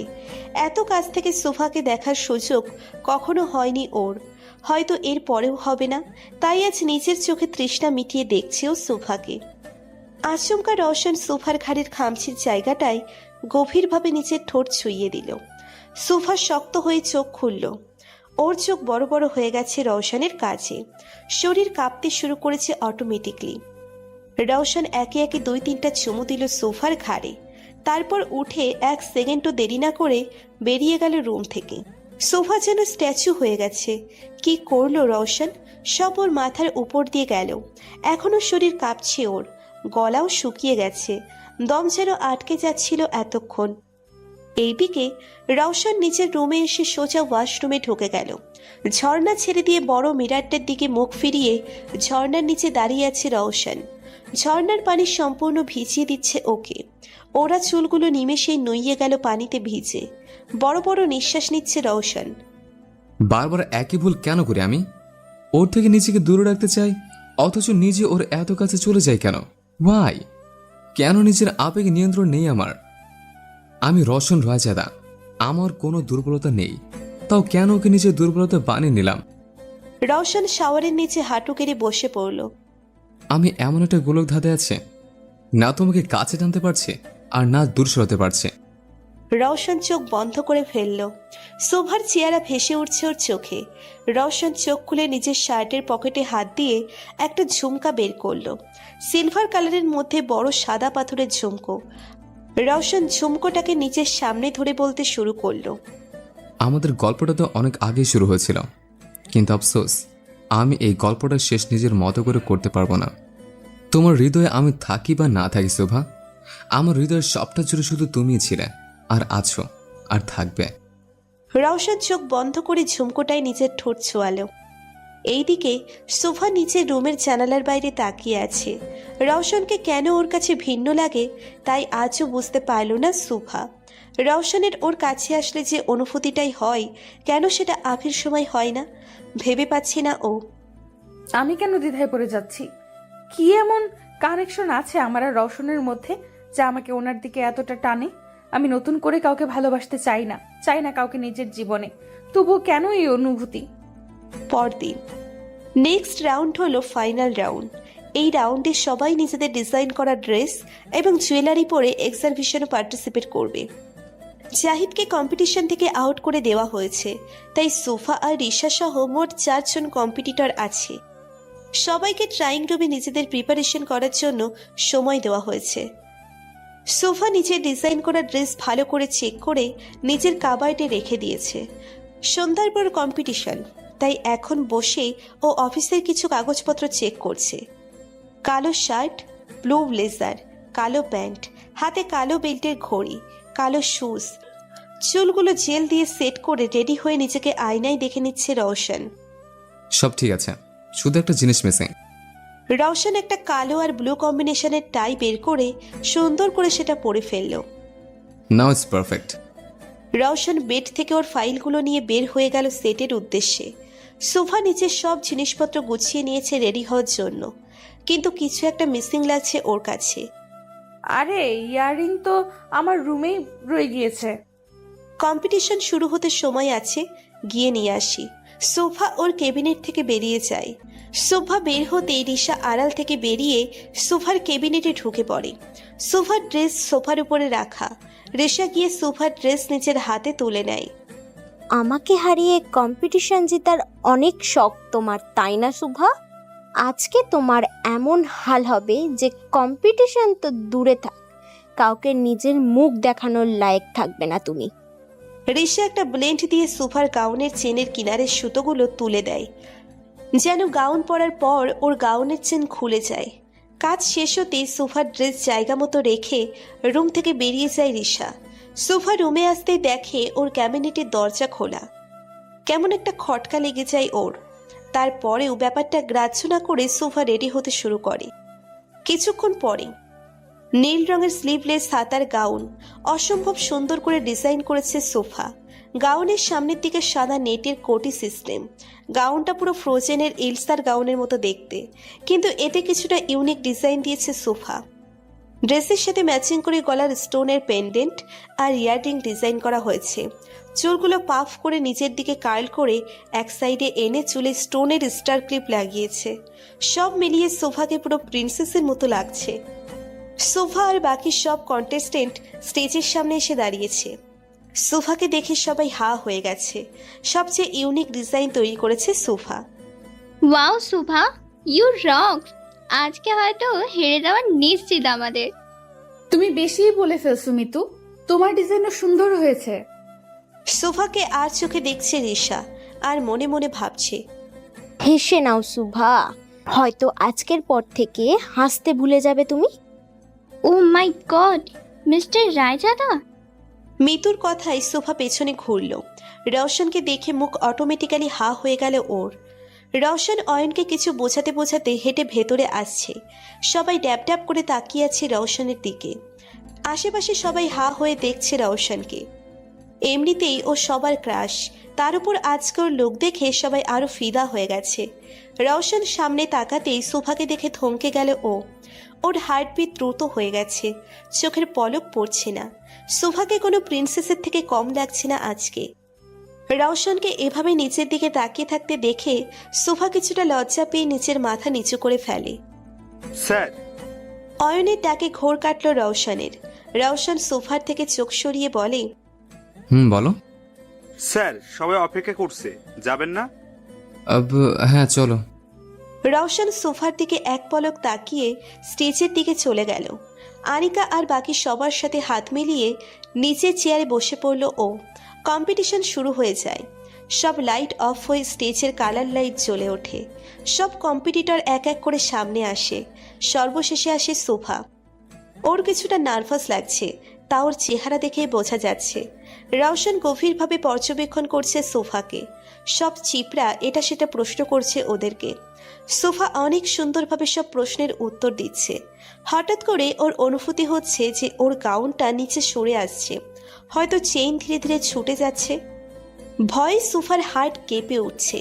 নিচের ড্রেস শক্ত করে মুঠ করে ধরে সোফা। রওশন ভালোভাবেই সোফার রিয়াকশন নোটিস করছে। ও বুঝে উঠতে পারছে না সোফার হঠাৎ ভয় পাওয়ার কারণ। রওশন, আমার ড্রেসে। রওশন সোফার পিঠের দিকে তাকাতেই দেখল ড্রেসের চেনের কিছু অংশ ছুটে যাচ্ছে, যার কারণে গাউনটা শরীর থেকে নিচে নেমে আসছে। রওশন নিচের চোখ সরিয়ে নেয়, তারপর সোফাকে সরিয়ে নিচের কোট খুলে ওর গায়ে জড়িয়ে দিয়ে গম্ভীরভাবে বলে, গিয়ে চেঞ্জ করে আসো ফার্স্ট। কিন্তু কম্পিটিশন। এত কিছু ভাবতে হবে না তোমাকে, আই উইল ম্যানেজ, গো।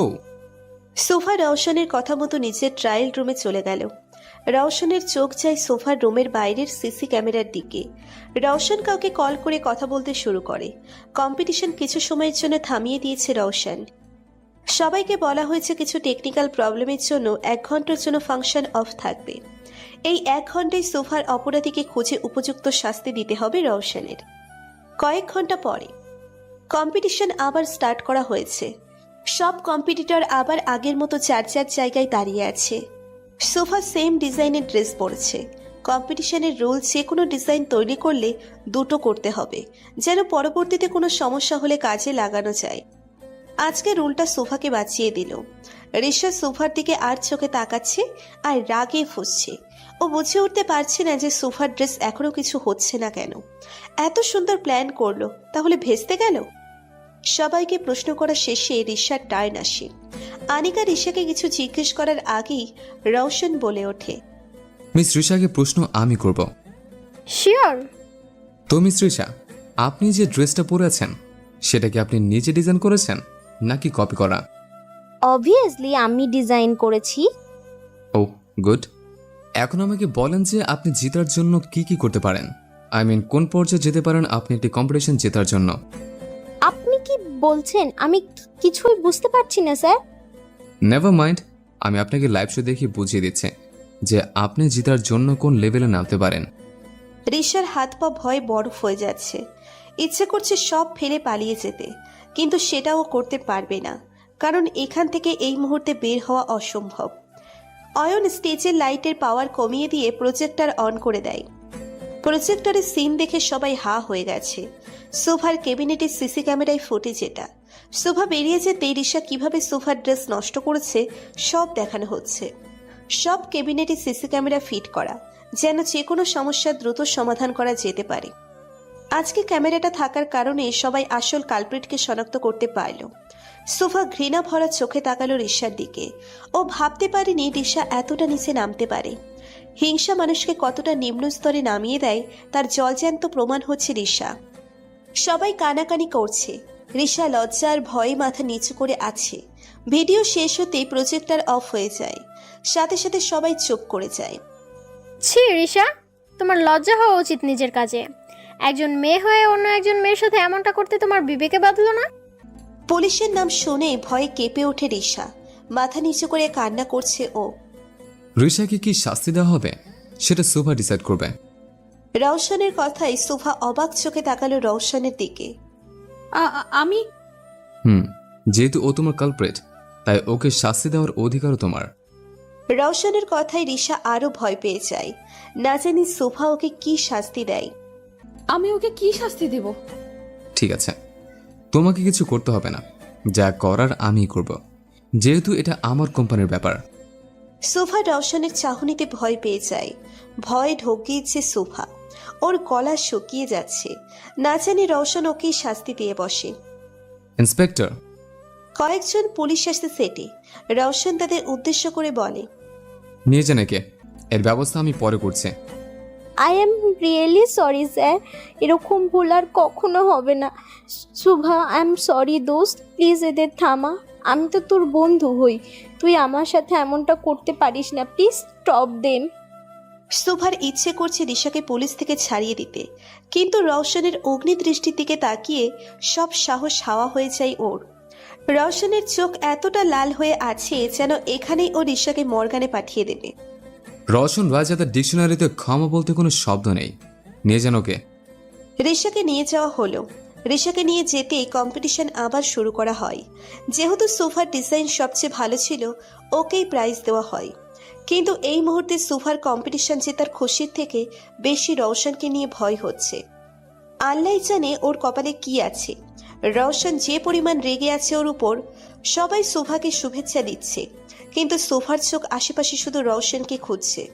সবাইকে সাইড করে সোফা রওশনকে খুঁজতে বেরিয়ে যায়। পুরো হল খুঁজেও রওশনকে পেল না ও। সোফা ভাবছে হয়তো রওশন ওর রুমে আছে, তাই সোফা রওশনের রুমে চলে আসে। রওশনের রুমের বাইরে দাঁড়িয়ে আছে সোফা। বুকে থুতু দিয়ে দরজা নক করলো ও। 2-3 বার দরজা নক করার পর কেউ দরজা খুলল আর আচমকা সোফার হাত টেনে ভেতরে নিয়ে গিয়ে দরজা লক করে দিল। সোফা কিছু বুঝে ওঠার আগেই রওশন সোফার ঠোঁট নিচের ঠোঁটে বসিয়ে দেয়। সোফা চোখ বড় বড় করে তাকালো রওশনের দিকে। এমনটা হবে ও কিছুতেই আশা করেনি। রওশন সোফার কোমর জড়িয়ে ওকে নিজের সাথে মিশিয়ে নেয়।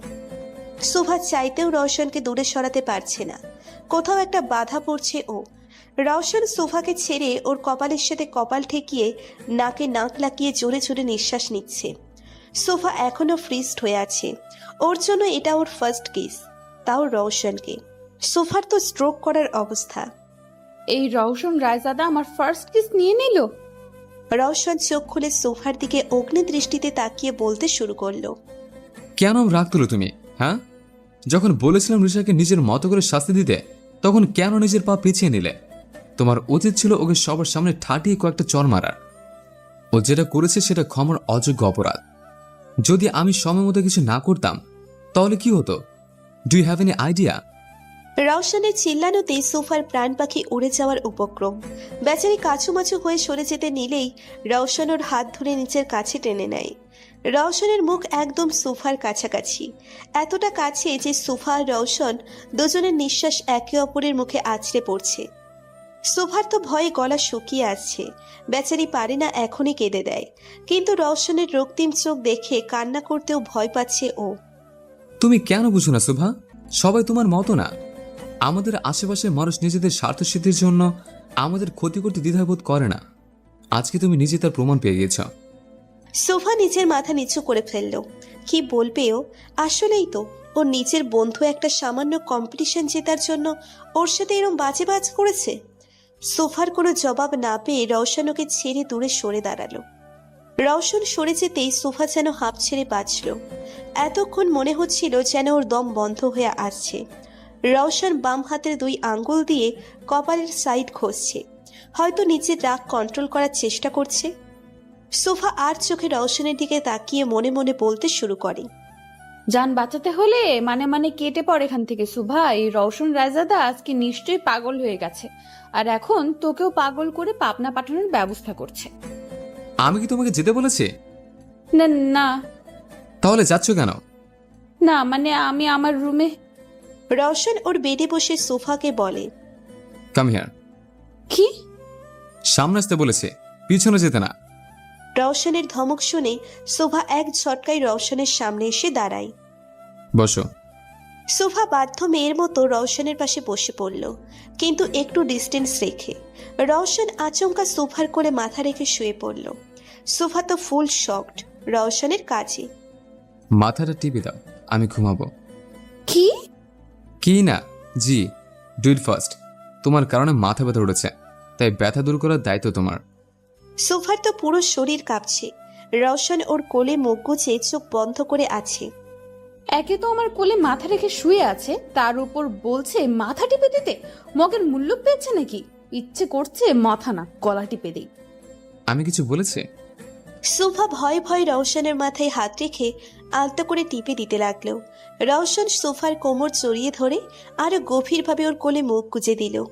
সোফার হার্ট বেরিয়ে যাওয়ার উপক্রম, হাতও থরথর করে কাঁপছে ওর। আমি ঘুমিয়ে পড়লেও আমার পারমিশন ছাড়া রুম থেকে বের হবে না। হ্যাঁ। গুড গার্ল, এখন সুন্দর করে আমার মাথাটা টিপে দাও। দিচ্ছি তো। রওশন চোখ বন্ধ করে মুচকি হেসে সোফার হাতের স্পর্শ অনুভব করছে, আর সোফা মনে মনে রওশনের 14 গোষ্ঠী উদ্ধার করছে। কিছুক্ষণ বাদে সোফা খেয়াল করলো রওশনের কোনো রেসপন্স আসছে না, হয়তো ঘুমিয়ে পড়েছে তাই। সোফা খুব সাবধানে পাশ থেকে একটা বালিশ নিয়ে রওশনের মাথার নিচে রেখে দিয়ে নিচে উঠে পড়ল। তারপর রওশনের উপর ব্ল্যাঙ্কেট টেনে দিল ভালো করে। হঠাৎ সোফার চোখ যায় রওশনের উপর। রওশনের ঠোঁটের কিনারায় লিপস্টিক লেগে আছে। সোফা হেসে দেয় রওশনকে দেখে। তারপর টেবিল থেকে টিস্যু নিয়ে ওর পাশে বসে পড়ল সোফা। খুব যত্ন সহকারে রওশনের ঠোঁট থেকে লিপস্টিক তুলে দিচ্ছে ও। ঘুমন্ত রওশনের দিকে তাকিয়ে পলক পড়ছে না সোফার। এতটা অদ্ভুত সুন্দর লাগছে তাকে। একদম বাচ্চাদের মতো ঠোঁট ফুলিয়ে ঘুমিয়ে আছে রওশন। ওকে দেখে কেউ বলবে না যে সারাদিন ও ফুল অ্যাটিটিউড আর অ্যাংরি মুডে থাকে। যার নিকনেম সোফা মিস্টার অ্যারোগেন্ট দিয়েছে, সে বাচ্চাদের মতো ঘুমায়। কথাগুলো ভেবে আনমনে হেসে ফেলল সোফা। রওশনের ঘুমন্ত অবস্থায় ছবি তোলার জন্য ফোন খুঁজতেই সোফার খেয়াল হলো রওশন যখন ওকে টান দিয়েছিল ওর পার্স দরজার সামনে পড়ে গিয়েছিল। সোফা উঠে ওর ব্যাগ থেকে ফোন বের করে রওশনের কয়েকটা ছবি তুলে নিল। বা মিস্টার অ্যারোগেন্টের ছবিগুলো তো পুরোই মিস্টার কিউটের ডিব্বার মতো হয়েছে। রওশনের দিকে তাকিয়ে উঠে যায় সোফা। দরজার দিকে পা বাড়াতেই আবার থেমে যায় ও। রওশনের দিকে এক পলক তাকিয়ে টুপ করে ওর কপালে ঠোঁট ছুঁয়ে দেয়। অনেকক্ষণ ধরে ইচ্ছে করছিল ঘুমন্ত রওশনের কপালে ঠোঁট ছোঁয়ানোর, কিন্তু ইচ্ছেটাকে এতক্ষণ দমিয়ে রাখা হয়েছিল। এখন সুযোগ পেয়ে পূরণ করে নিল ইচ্ছেটা। সোফা আলতো পায়ে রুম থেকে বেরিয়ে দরজা লক করে নিজের রুমে চলে যায়। নিজের রুমে ফিরে সোজা শাওয়ার নিতে চলে যায় সোফা। শাওয়ার নিয়ে এসে খাটে আধশোয়া হয়ে রওশনের ছবিগুলো দেখতে দেখতে ঘুমিয়ে পড়ে ও। পরদিন সকালে রওশন আড়ামোড়া ভেঙে বেড থেকে উঠতেই দেখলো ওর মাথার নিচে বালিশ আর সোফা গায়ে। রওশন পুরো রুম চোখ বুলিয়ে দেখে নিল, কিন্তু সোফা নেই। আমি বলেছিলাম আমার পারমিশন ছাড়া রুম থেকে বের না হতে, তাও আমাকে ওভারটেক করে তুমি চলে গেলে সুভা। এটা ঠিক করলে না তুমি। কিন্তু বলতে হবে তোমার হাতে জাদু আছে, শুধু হাতে না ঠোঁটেও। রওশন উঠে ড্রেসিং টেবিলের সামনে থেকে ওর শ্যাম্পুর বোতল নিতে গিয়ে ওর চোখ আয়নায় যায়। আয়নায় নিজেকে দেখে চোখ বড় বড় হয়ে যায় রওশনের। ওর কপালে লিপস্টিক দিয়ে ঠোঁটের চিহ্ন হয়ে আছে। বাহ সুভা, তুমি তো দেখি আমার থেকেও ফাস্ট। আমাকে ঘুমন্ত পেয়ে আর কি কি করেছো? রিসেপশনে জিজ্ঞেস করার পর রওশন জানতে পারে সোফা সকাল সকাল ফিরে গিয়েছে। অয়নকে দিয়ে ইনফরমেশন নেওয়ার পর অয়ন বলল সোফা হোটেল থেকে ডাইরেক্ট ওর এনজিওতে গিয়েছে। রওশন দেরি না করে গাড়ি নিয়ে সুভার এনজিও এর উদ্দেশ্যে বেরিয়ে যায়। রওশন সামনের সুপার মার্কেট থেকে বাচ্চাদের জন্য চকলেট আর কিছু টয়স নিয়ে নেয়। এনজিওতে পৌঁছেই রওশন ওর গাড়ি পার্ক করে ওয়াচম্যানকে নিয়ে সব জিনিস ভেতরে পাঠায়। এনজিও এর কেয়ারটেকার থেকে রওশন জানতে পারল যে সোফা পেছনের লনে বাচ্চাদের সাথে খেলা করছে। কানামাছি খেলছে সোফা বাচ্চাদের সাথে। ওর চোখ কাপড় দিয়ে বাঁধা, আর বাচ্চারা আশেপাশে ছড়িয়ে ছিটিয়ে আছে। সবার চেহারায় হাসি। সোফা বাচ্চাদের ধরার চেষ্টা করতেই তারা সরে যাচ্ছে। রওশন বাগানে এসে দেখে সোফা বাচ্চাদের সাথে খেলা করছে। সোফার চোখে পট্টি বাঁধা, ঠোঁটে হাসি, আর চুলগুলো এলোমেলোভাবে উড়ছে। রওশন ধীর পায়ে এগিয়ে আসলো সোফার দিকে। রওশনকে দেখে বাচ্চাগুলো দুষ্টু হেসে দূরে সরে দাঁড়ায়। রওশন সোফার কাছে আসতেই সোফা ওকে জড়িয়ে ধরে লাফিয়ে ওঠে। ইয়ে, আমি জিতে গেছি। সব বাচ্চারা হেসে দেয় সোফার কাণ্ডে। রওশনও মুচকি মুচকি হাসছে। হঠাৎ সোফা বুঝতে পারল যাকে ও ছড়িয়ে ধরেছে সে কোনো বাচ্চা না, কারণ কোনো বাচ্চার শরীর এতটা শক্ত হয় না, আর না এতটা লম্বা। বাচ্চা এনজিওতে আছে। সোফা নিচের চোখের পট্টি খুলে রওশনকে দেখে 880 ভোল্টের শক খায়। এক ঝটকায় ও রওশন থেকে দূরে সরে দাঁড়ায়। আমি ভাবলাম ওরা হবে। রওশন কিছু বলতে যেও বাচ্চাদের দেখে থেমে যায়। তারপর সুভাকে ক্রস করে বাচ্চাদের কাছে গিয়ে হাঁটু করে বসে ওদের বলে, হাই, আম রোশন, তোমাদের সুভা আপির ফ্রেন্ড। বাচ্চাগুলো রওশনের কথায় নিজেদের জড়তা কাটিয়ে তাদের নাম বলতে শুরু করে। আপনি শুভা আপির ফ্রেন্ড? তার মানে আমাদেরও? ইয়েস। আপনি খেলবেন আমাদের সাথে? সোফা ইশারা করে বাচ্চাদের না বলছে, তাও তারা কথা শুনছে না। রওশন সোফার দিকে তাকাতেই দেখে সোফা ইশারা করে বাচ্চাদের না বলছে। রওশন সোফার দিকে রাগী দৃষ্টিতে তাকাতেই সোফা যেন ভয়ে জমে যায়। রওশন মোনার গাল টেনে বলল, অবভিয়াসলি খেলবো, কিন্তু তোমাদের সুভা আপিরও খেলতে হবে আমাদের সাথে। সোফা জোর করে হাসার চেষ্টা করে মাথা ঝাঁকিয়ে হ্যাঁ বলল। ওকে দেন, আমিও খেলবো। সবাই ইহ বলে রওশনকে জড়িয়ে ধরে। রওশন টাল সামলাতে না পেরে সবাইকে নিয়ে পড়ে যায়। সোফা আর বাকি বাচ্চারা ভয়ে শেষ, যদি রওশন এখন রেগে কিছু করে বসে। কিন্তু সবাইকে অবাক করে দিয়ে রওশন হেসে দিল, ওর সাথে বাকি বাচ্চারাও। গোলু রওশনের চোখে পট্টি বেঁধে দিয়ে খেলা শুরু করলো। রওশন বাচ্চাদের সাথে নিজেও বাচ্চা হয়ে গেছে। সোফা খেলা বাদ দিয়ে শুধু রওশনকে দেখছে, খুব গভীরভাবে পর্যবেক্ষণ করছে ও রওশনকে। রওশনের এই রূপটা সম্পূর্ণ ভিন্ন সোফার কাছে, যাকে কখনো ও মুচকি হাসতেও দেখেনি। কিছুদিন যাবৎ তার কত রূপ ওর সামনে আসছে। বাচ্চাদের সাথে যেন রওশনও বাচ্চা হয়ে গেছে। কালো রঙের স্যুটে আবৃত এক লোক দূর থেকে রওশন আর সোফার ছবি তুলছে। তোলা শেষে ছবিগুলো লোকটি কারো নাম্বারে পাঠিয়ে দিয়ে ওখান থেকে সরে গেল। সারাদিন রওশন বাচ্চাদের সাথে খেলা করে তাদের সবাইকে গিফটগুলো দিয়ে সোফাকে নিয়ে বেরিয়ে যায়। রওশন হাসি মুখে ড্রাইভ করছে। আজ ওর লাইফের বেস্ট ডে ছিল, ভাবছে রওশন। সোফা মুগ্ধ চোখে দেখছে রওশনকে, মনে হাজারো প্রশ্ন ঘুরপাক খাচ্ছে ওর। একটা প্রশ্ন ছিল রোশন। আমি জানি তুমি কি প্রশ্ন করবে। এটাই না যে আমি কেন বাচ্চাগুলোর সাথে এত ফ্রেন্ডলি হয়ে টাইম স্পেন্ড করলাম? হ্যাঁ। রওশন একটা গভীর নিঃশ্বাস নিয়ে সোফাকে বলতে শুরু করে, আমি ওদের জায়গায় নিজেকে দেখেছি শোভা। ইউ নো হোয়াট, ছোটবেলা থেকে একা বড় হয়েছে। মম ড্যাডের ডেথের পর নিজেকে সামলাতে শিখেছি আমি। ওই বাচ্চাগুলো আর আমার মধ্যে তেমন একটা তফাৎ নেই। ওরাও অনাথ আর আমিও অনাথ। পার্থক্য একটাই, ওদের সামলানোর জন্য তুমি আছো, কিন্তু আমার কেউ ছিল না।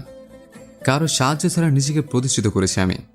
অনেক স্ট্রাগল করেছে, তার ফলস্বরূপ আমি এখন বাংলাদেশে ওয়েল নোন ফেসের মধ্যে একজন। কথাগুলো বলে রওশন গাড়ি ব্রেক করলো। সোফার দিকে তাকাতেই দেখলো সোফা অদ্ভুত দৃষ্টিতে কিছু অনুভূতি, কিছু গভীর আবেগ অনুভব করছে রওশন। তোমার বাস এসে পড়েছে। রওশনের কথাই ঘোর কাটে সোফার। গ্লাসের বাইরে তাকাতেই দেখলো ওর বাড়ির সামনে গাড়ি থামিয়েছে রওশন। সোফার মুখটা মলিন হয়ে গেল, মনে হচ্ছে আজ খুব দ্রুত সময় পেরিয়ে গেছে। আর কিছু মুহূর্ত রওশনের সাথে হাঁটতে ইচ্ছে করছে, ওকে জানতে ইচ্ছে করছে, ওর অব্যক্ত কথাগুলো শুনতে ইচ্ছে করছে। আজ কি গাড়িতে থাকার এরাদা আছে নাকি? না তো, গুড নাইট। শুভা বেরিয়ে যেতে নিলেই রওশনের হাত ধরে আটকায়। শুভা জিজ্ঞাসু দৃষ্টিতে তাকালো রওশনের দিকে। রওশন সোফার দিকে এগিয়ে আসে কিছুটা। রওশনকে নিচের দিকে এগিয়ে আসতেই শুভার চোখ বড় বড় হয়ে গেল, আর হার্টবিটও ফাস্ট হয়ে গেল। শুভা ভয়ে চোখ খিচে বন্ধ করে ফেলে। হঠাৎ কপালে ঠোঁটের ছোঁয়া পেতেই শুভা চোখ মেলে তাকালো। অবাক দৃষ্টিতে তাকিয়ে আছে শুভা রওশনের দিকে। নাও গো। শুভা এক ঝটকায় গাড়ি থেকে নেমে দ্রুত পায়ে নিজের বাড়িতে ঢুকে যায়। রওশন মুচকি হাসছে সোফার কাছে। রওশনের ফোন বাজতেই ওর চোখ মুখ শক্ত হয়ে যায়। Hello, good job. ওর খাতিরদারি করো, আমি আসছি। রওশন শোভার বাড়ির দিকে এক পলক তাকিয়ে ড্রাইভিং শুরু করলো। একটা লোককে চেয়ারে বসিয়ে বেঁধে রাখা হয়েছে। লোকটির পুরো শরীর ভয়ে কাঁপছে, কারণ সামনেই অপোজিট চেয়ারে রওশন বসে আছে। রওশনের হাতে রিভলভার। রিভলভারটা নিচের কপালে ঠেকিয়ে চেয়ারে হেলান দিয়ে বসে সামনে বসে থাকা লোকটির দিকে তাকিয়ে আছে রওশন। বস, আমাকে ক্ষমা করে দিন প্লিজ, আর এরকম ভুল হবে না। রওশন সোজা হয়ে ঝুঁকে বসে লোকটির দিকে, তারপর কিছুটা শান্ত স্বরে বলতে শুরু করে। তুই যেটা করেছিস সেটা কি আদৌ ক্ষমার যোগ্য? ভুল হয়ে গেছে বস, টাকার লোভে অন্ধ এমনটা করে ফেলেছি। কথাটা বলার সাথে সাথে রওশন লোকটির হাতে গুলি করে দেয়। লোকটি চিৎকার করে ওঠে। পাশের সব লোকেরা ভয়ে কেঁপে ওঠে, আর অয়ন্ত ঘেমে একাকার, বারবার রুমাল দিয়ে নিচের কপাল মুছছে। সব ভুলের ক্ষমা আছে, কিন্তু বেইমানের কোনো ক্ষমা নেই রওশনের কাছে। তুই আমার লোক হয়ে টাকার লোভে আমার শত্রুর সাথে হাত মিলিয়েছিস, আর ভাবছিস আমি তোকে ক্ষমা করে দিব? ইম্পসিবল। যারা পিঠ পিছে প্রহার করে তাদের থেকে ভয়ঙ্কর শত্রু দ্বিতীয় হয় না।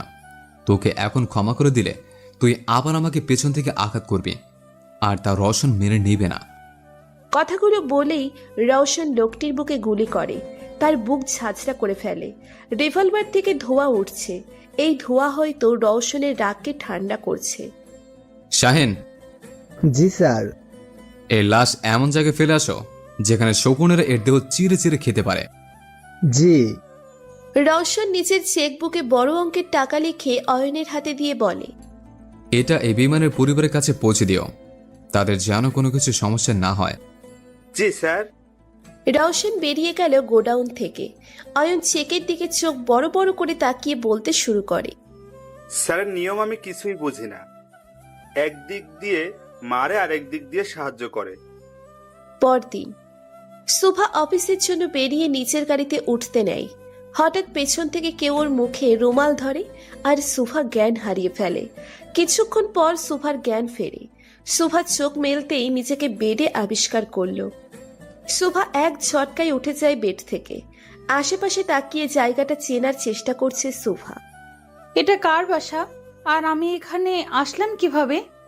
হঠাৎ শুভার খেয়াল হলো কেউ ওকে পেছন দিয়ে রুমাল শুকিয়ে দেয়। এরপর কি হয় ওর মনে নেই। দরজা খোলার আওয়াজে শুভা সেদিকে ফিরল। দরজা খুলে কেউ প্রবেশ করছে রুমে। লোকটিকে দেখে শুভা কিছুটা অবাক হলো, আর বুঝতে বাকি রইল না এটা কার কাজ। Good morning baby. আমাকে এভাবে এখানে আনার মানে কি আভি? কুল বেবি, এত হাইফার কেন হচ্ছ? সিটে বসে কথা বলি। তোমার সাথে কথা বলতেও আমার রুচিতে বাধে। আমি এক মুহূর্তও এখানে থাকবো না। শুভা রেগে আভিকে ক্রস করে যেতে নিলেই আভি শুভার হাত টেনে ওকে বেডে ফেলে দেয়। তারপর ওর উপর আধশোয়া হয়ে দাঁতে দাঁত চেপে বলতে শুরু করে, সিরিয়াসলি আমার সাথে কথা বলতে রুচিতে বাধে তোমার? এখন আমাকে আর ভালো লাগে না, তাই না? ও, ভালো লাগবেই বা কি করে? এখন তো তোমার নতুন আশিক ওই রোশনকে ভালো লাগে। আমাকে এখন দেখলেই বিরক্ত লাগবে তোমার কাছে। শুভা আভিকে সরানোর চেষ্টা করছে, কিন্তু আভি 1 ইঞ্চিও নড়ছে না, বরং শুভার হাত বেদের সাথে শক্ত করে ধরে। আবার বলতে শুরু করে, মানছি আমি ভুল করেছি, কিন্তু ভুলটা এত বড়ও ছিল না যতটা তুমি রিয়েক্ট করছো। তোমার হাত ধরলেই তুমি আনকমফর্টেবল ফিল করো। আর যদি বিয়ের আগে তোমার কাছে যাওয়ার চেষ্টা করতাম, গডস নো তুমি কি করতে?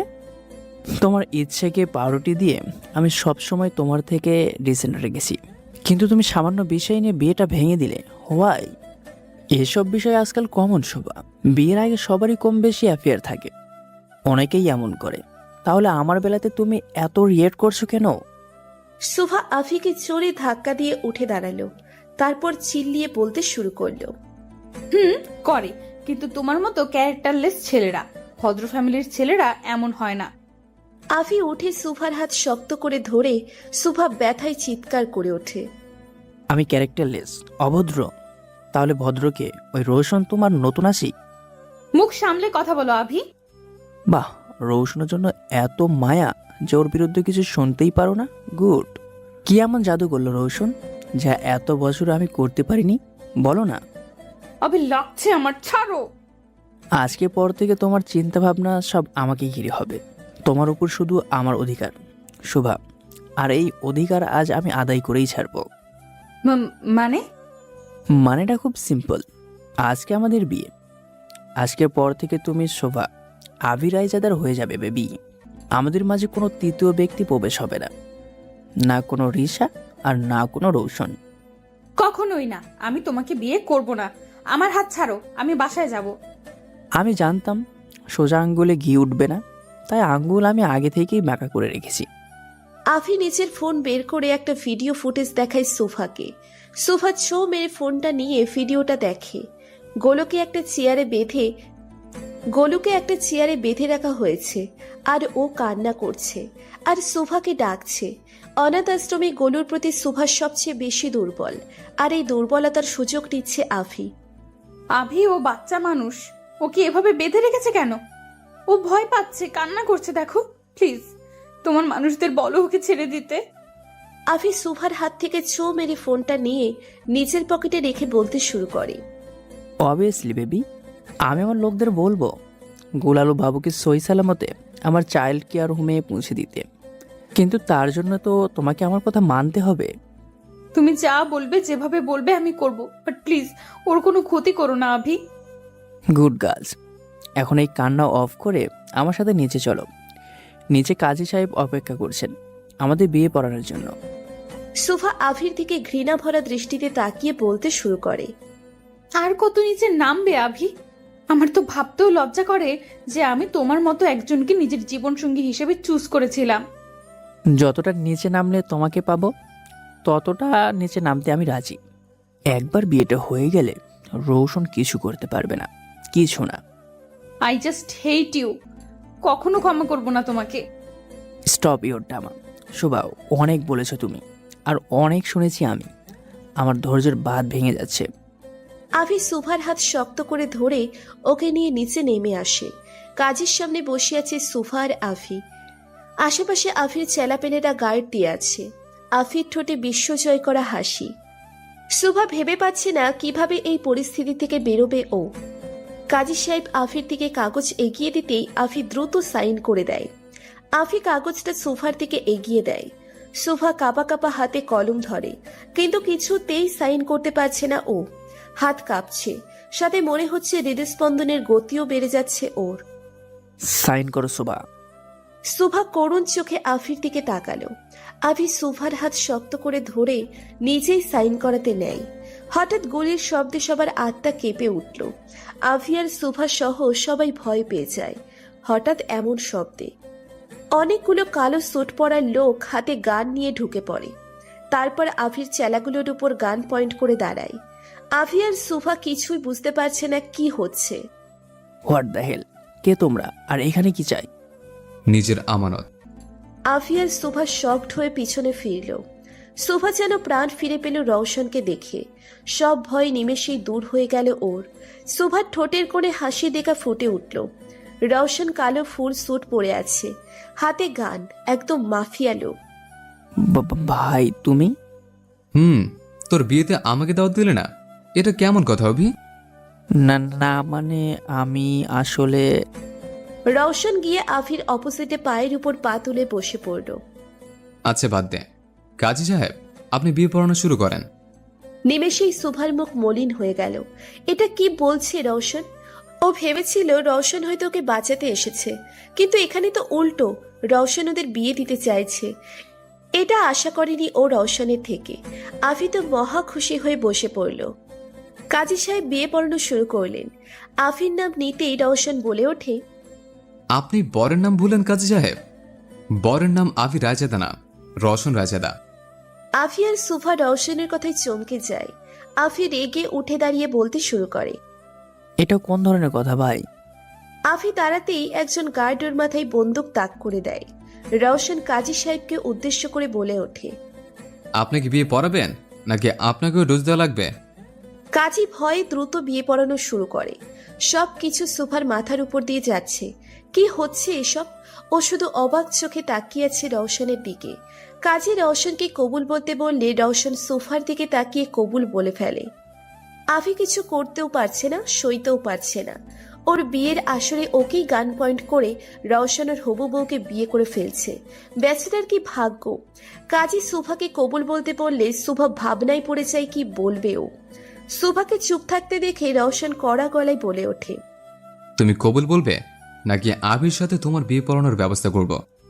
রওশনের কথায় সুভা চোখ বড় বড় করে আফির দিকে তাকায়। তারপর এক নিঃশ্বাসে 3 কবুল বলে ফেলে।